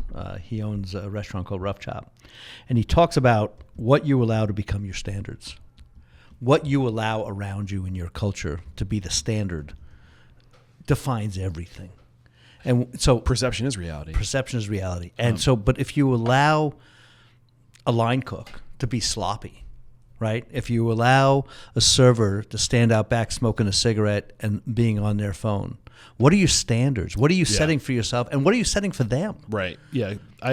People like to think their culture is what they put in the operations manual, but your culture is the reality of what's happening in any one given moment. Yeah, exactly. The other person is Eric Ripert. Oh. Anybody has an opportunity to read any of his books. 30 Oaks. I love it. Here was a guy who came out of the whole French kitchen, brigade system of cooking and screaming and throwing plates and making you recook something until he found Buddhism. And he realized what a complete prick he was and how he had to change himself. When did he find that? It's probably about 30 years ago. Okay. Yeah. But before or after he wrote, I'm trying to remember that. If I remember that from the book 30 Oaks that we talked about. I think it's before it. Okay. But anyway, that he took a look in the mirror and realized that this destructive, poisonous environment he was creating and how it was making him sick and everything else around him poisoned and sick. Yeah.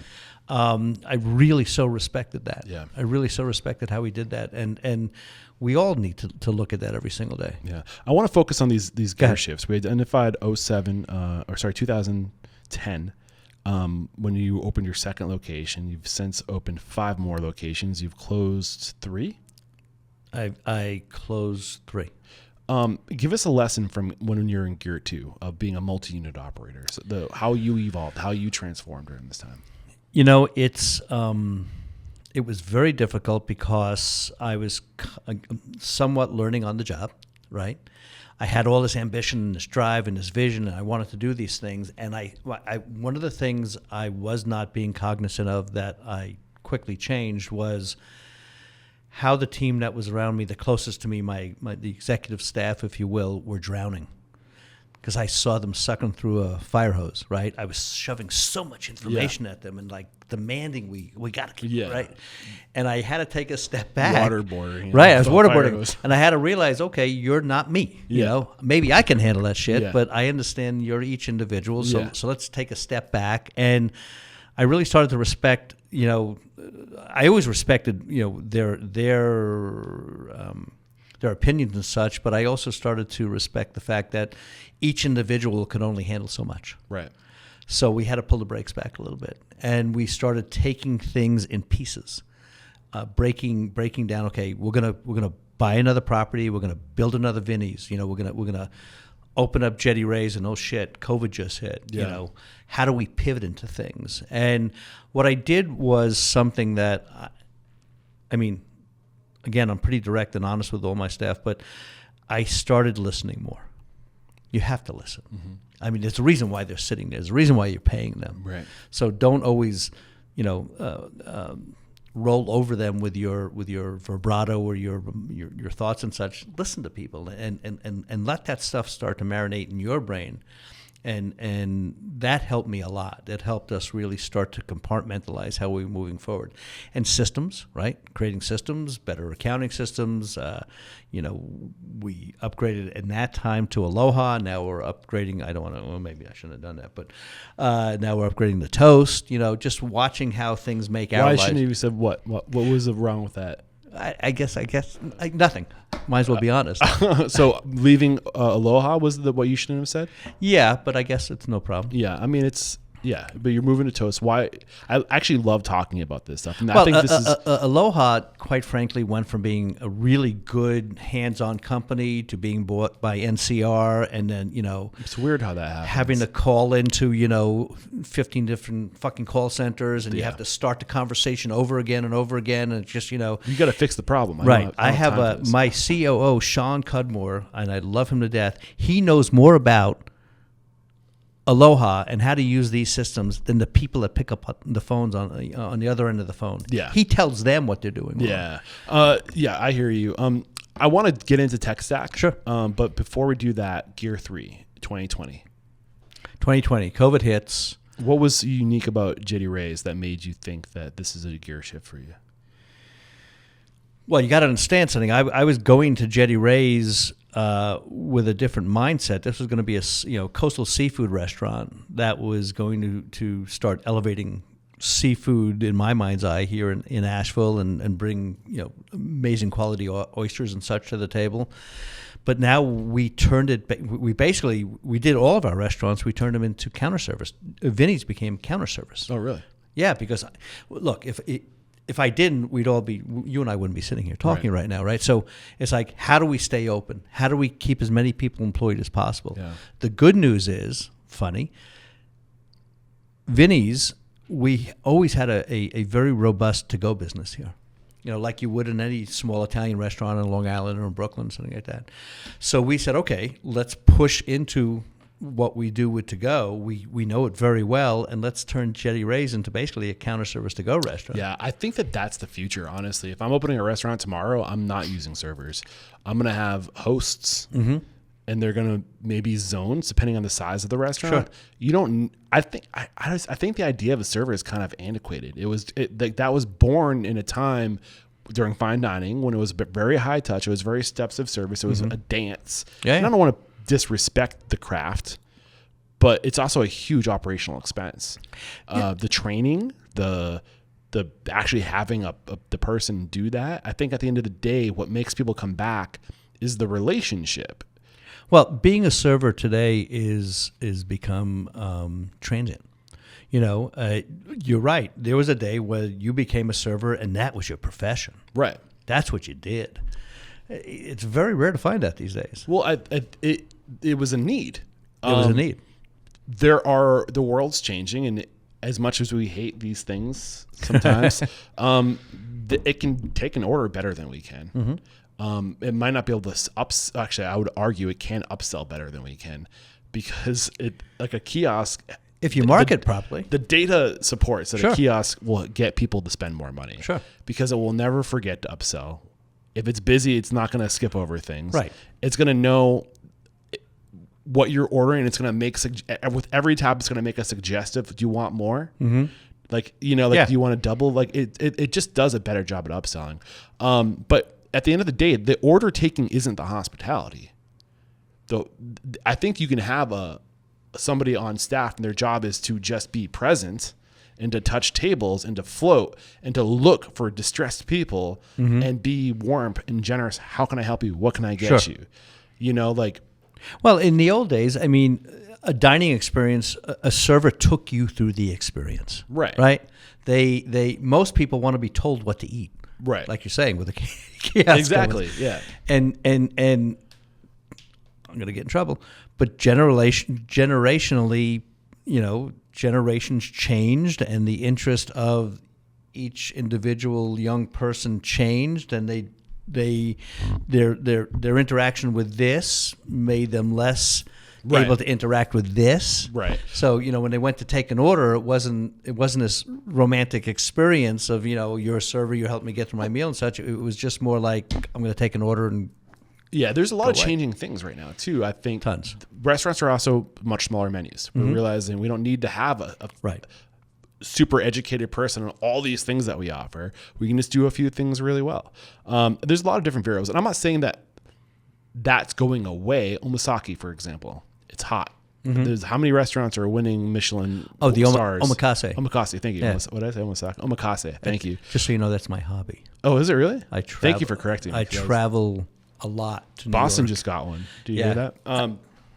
But that is high touch, high service. Sure.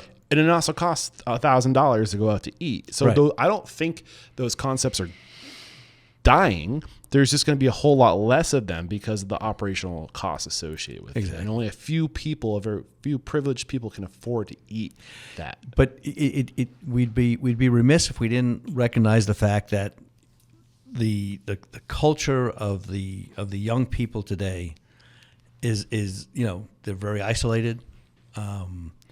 There's not a lot of wanting that, if you not a omakase experience, but that experience of dining. It's just not there anymore. So I think the question was third gear Jettie raise. How was that third gear? And I think it was trying to figure out how to do that here. Well, my third gear was getting through COVID. Okay. And how'd you come out of COVID stronger? Because we learned. How can I say this? We learned what we were doing wrong when we were a full service restaurant at Vinnie's, and made it better once we reopened as counter service. So what were you doing wrong? Oh God, we learned a lot about our to-go business. I'm going to get in trouble with this one too, but Uber Eats and Grubhub and all this stuff, I mean, they take a lot of money away from you. Yeah. They really do. But what's the most important thing they take away from you? The interaction, human interaction. The relationship. They're not in your four walls. You don't have a way to talk to them. No. No, not at all. And them being your customer, you don't have the data. Right. When we took over at Gan Shan, my Asian restaurant, Sean, my COO, came to me and said, look at this 30% we're giving to somebody else. Look how much money we could be making, and look at the interaction we could create by getting rid of this. And I was so scared to do it, and we did it. Business hasn't changed. In fact, we're doing better than ever, and it was like I don't have to be given 30% of oh shit. It's all right.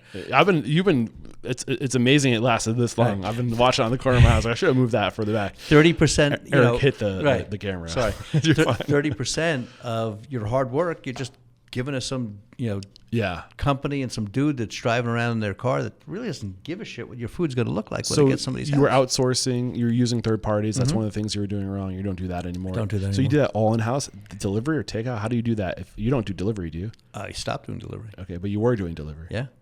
People come here. Oh, because things open back up. Exactly. Gotcha. So, and then Jettie Ray's I took to where I wanted to go, which was not quite Savoy, but a more elevated space of dining, not white tablecloths, but really great steps of service, really great wine list, amazing seafood, things that people weren't getting here in the mountains. And it's, Knockwood is doing fantastic. Yeah. Sorry. No, you're fine.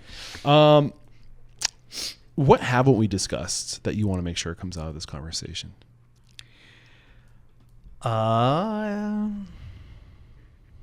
at my notes because I wrote some things down for me. Well, never compromise. It's really important.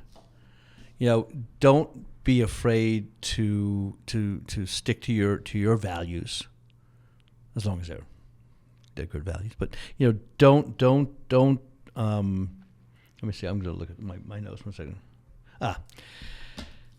One thing that's really important, we said this earlier, is, and I tell this to my daughter all the time and to my staff, what other people think of me is none of my business. Just keep your head down, stay out of other people's shit, focus on what you're doing. Every single day, find a way to get better or to change yourself and what you're doing in the business itself. And success starts to come that way. Be collaborative. Make sure that you treat everybody from the dishwashers on up and down equally. Yeah. Everybody's got and everybody's got a story. Don't forget that. And I try to make sure that I'm constantly thinking about how am I contributing to building the next generation. It's really important. That. Yeah, and there's still so much I want to talk about with you. Honestly, I could do this podcast for 3 hours. This has been so much fun. What is your tech stack? So you mentioned Toast. You're moving to Toast. Moving to Toast. We use Google Teams. Obviously our phones are important because what I like about Toast is I can look at any one given time and see what the numbers are. Yeah. I have to stop that sometimes. My wife and I'll sit on the couch at home like, oh, do you see what you? Yeah. Sometimes you got to put that down. Are there any other technologies you're using other than that's your POS? But what about for labor management, inventory, purchasing, general ledger? Are you using QuickBooks or? Well, we're using QuickBooks. Okay. But Renee and her team, we look at. Here's something else I'll tell people: look at your numbers constantly. We do weekly P&Ls. We do weekly P-mixes. What's selling? What's not selling? Don't be. I'm not saying be like reactionary all the time, but have the information. Yeah. Let the information sit with you, and make decisions based on it. Well, if you're new at it, well, it's going to have to be. It's going to take you some time. But if you've been doing this for a little while, use the empirical data. Yeah. Use the stuff you have in your back pockets. Are there any new implementations that you recently have relative to technology or a new system that you think is really moving the needle for you that you want to share? Something you've been happy with? No, not really. All right. What about the future? No, you're fine. I'm always looking for leads. Yeah. It's all about Yeah. mining for gold and trying to get leads, companies to collaborate with and make an. Sure. So that's all I'm doing. What I like to talk. So again, the mission statement is to inspire, empower, and transform the industry. If we look to the future, if we're going to be intentional going forward, like what is that future that we as an industry, independent operators, can work towards together? What should that look like?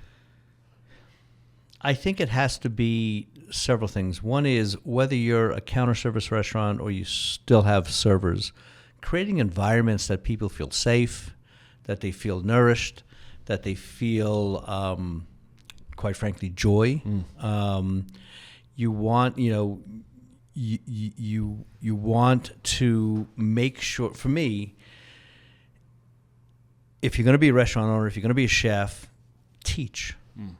Give people tools. show them the way, show them the pathway, because I certainly don't want the restaurant business to go away. I mean, that would be horrible. Right. You know, if it just becomes Still gotta eat. Right, this kiosk world, right? We still got to eat, and we still need to be seen. You still need to be seen. Yeah. And, you know, when you see somebody, do it with an open heart of gratitude when they walk through your door. Teach your staff to be that way, to be incredibly grateful for what they have every single day. You know what I hate? One last thing, and I hate when servers sit around and count their tips at the end of the night. Yeah. It's like, tonight's not going to matter. This next year will matter as a whole.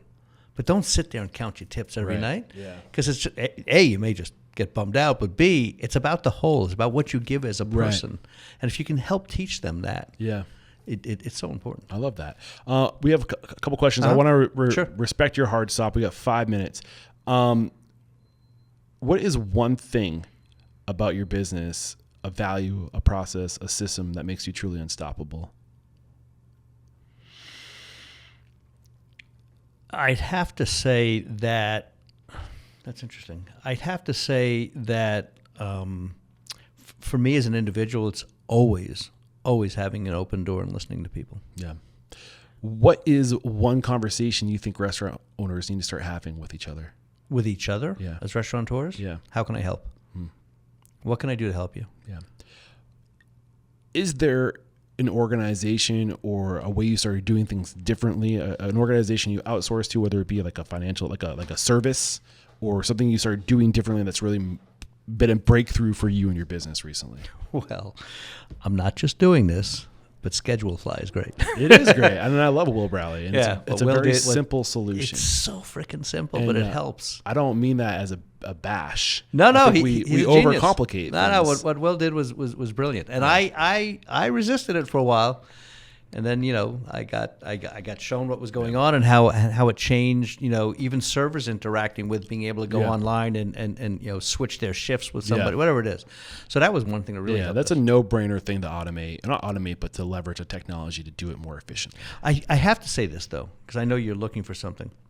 You have to be careful about relying on technology only, because what happened to me relying on technology trying to get here in time? My phone froze on the highway, and I was like, "Oh shit!" Well, exactly. I don't know where I'm going. But I think you start to like trust something, and then you lose the thing that helps you create some intuition with having the experience of what's really going on in your business. Right. So be careful with that. Yeah.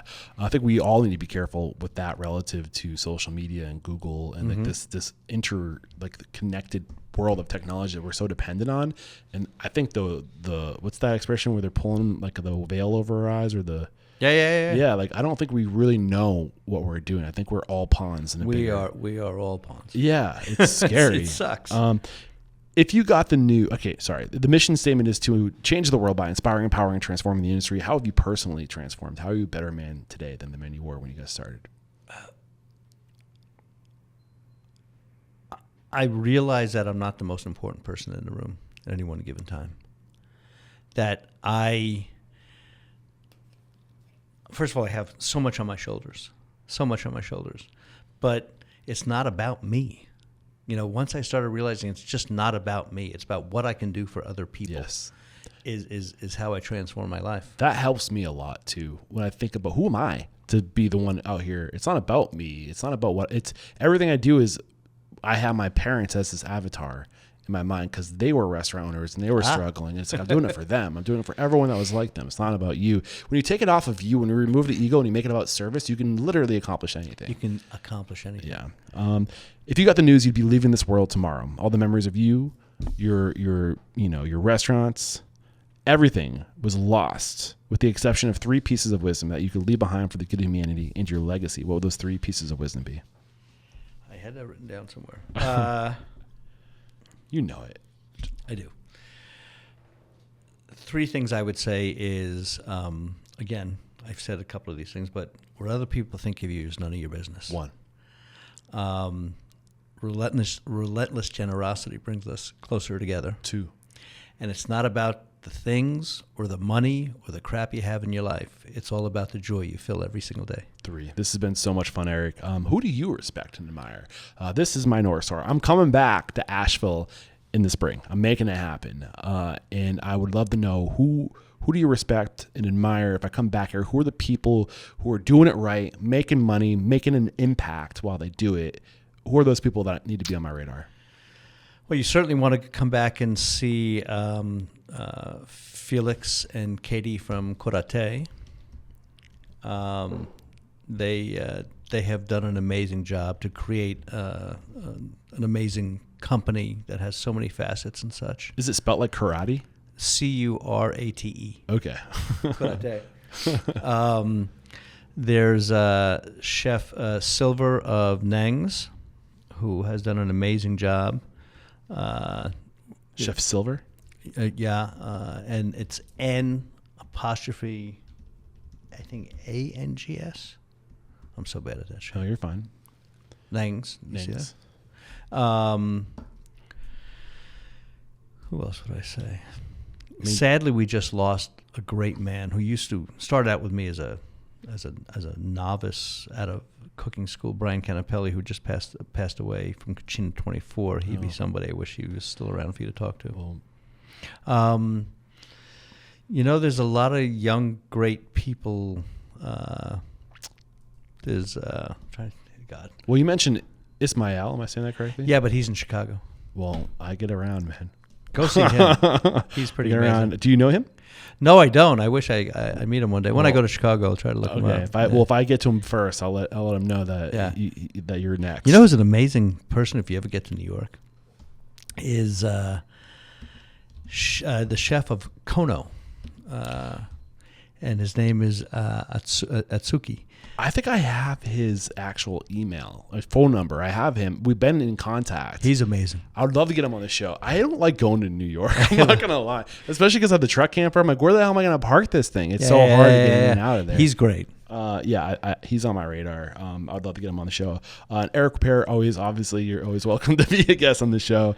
And Felix, Katie, Chef Silver, Nings, look out. I'm coming after you guys. Yeah, you should definitely come see them. I'd love to be back. And we are over time, my friend. I apologize. Don't worry about it. And this is where I say I cannot do what I do without people like you. You make my work possible. How do we connect if we want to maybe come work for you, or do we have questions? Or my personal email address is eric@thesheffergroup.com. I don't hide behind anything. Call one of my restaurants to find me. I'd love to connect with people. So there is no questioning, my man. You are unstoppable. Thank you so much. Cheers. I appreciate you.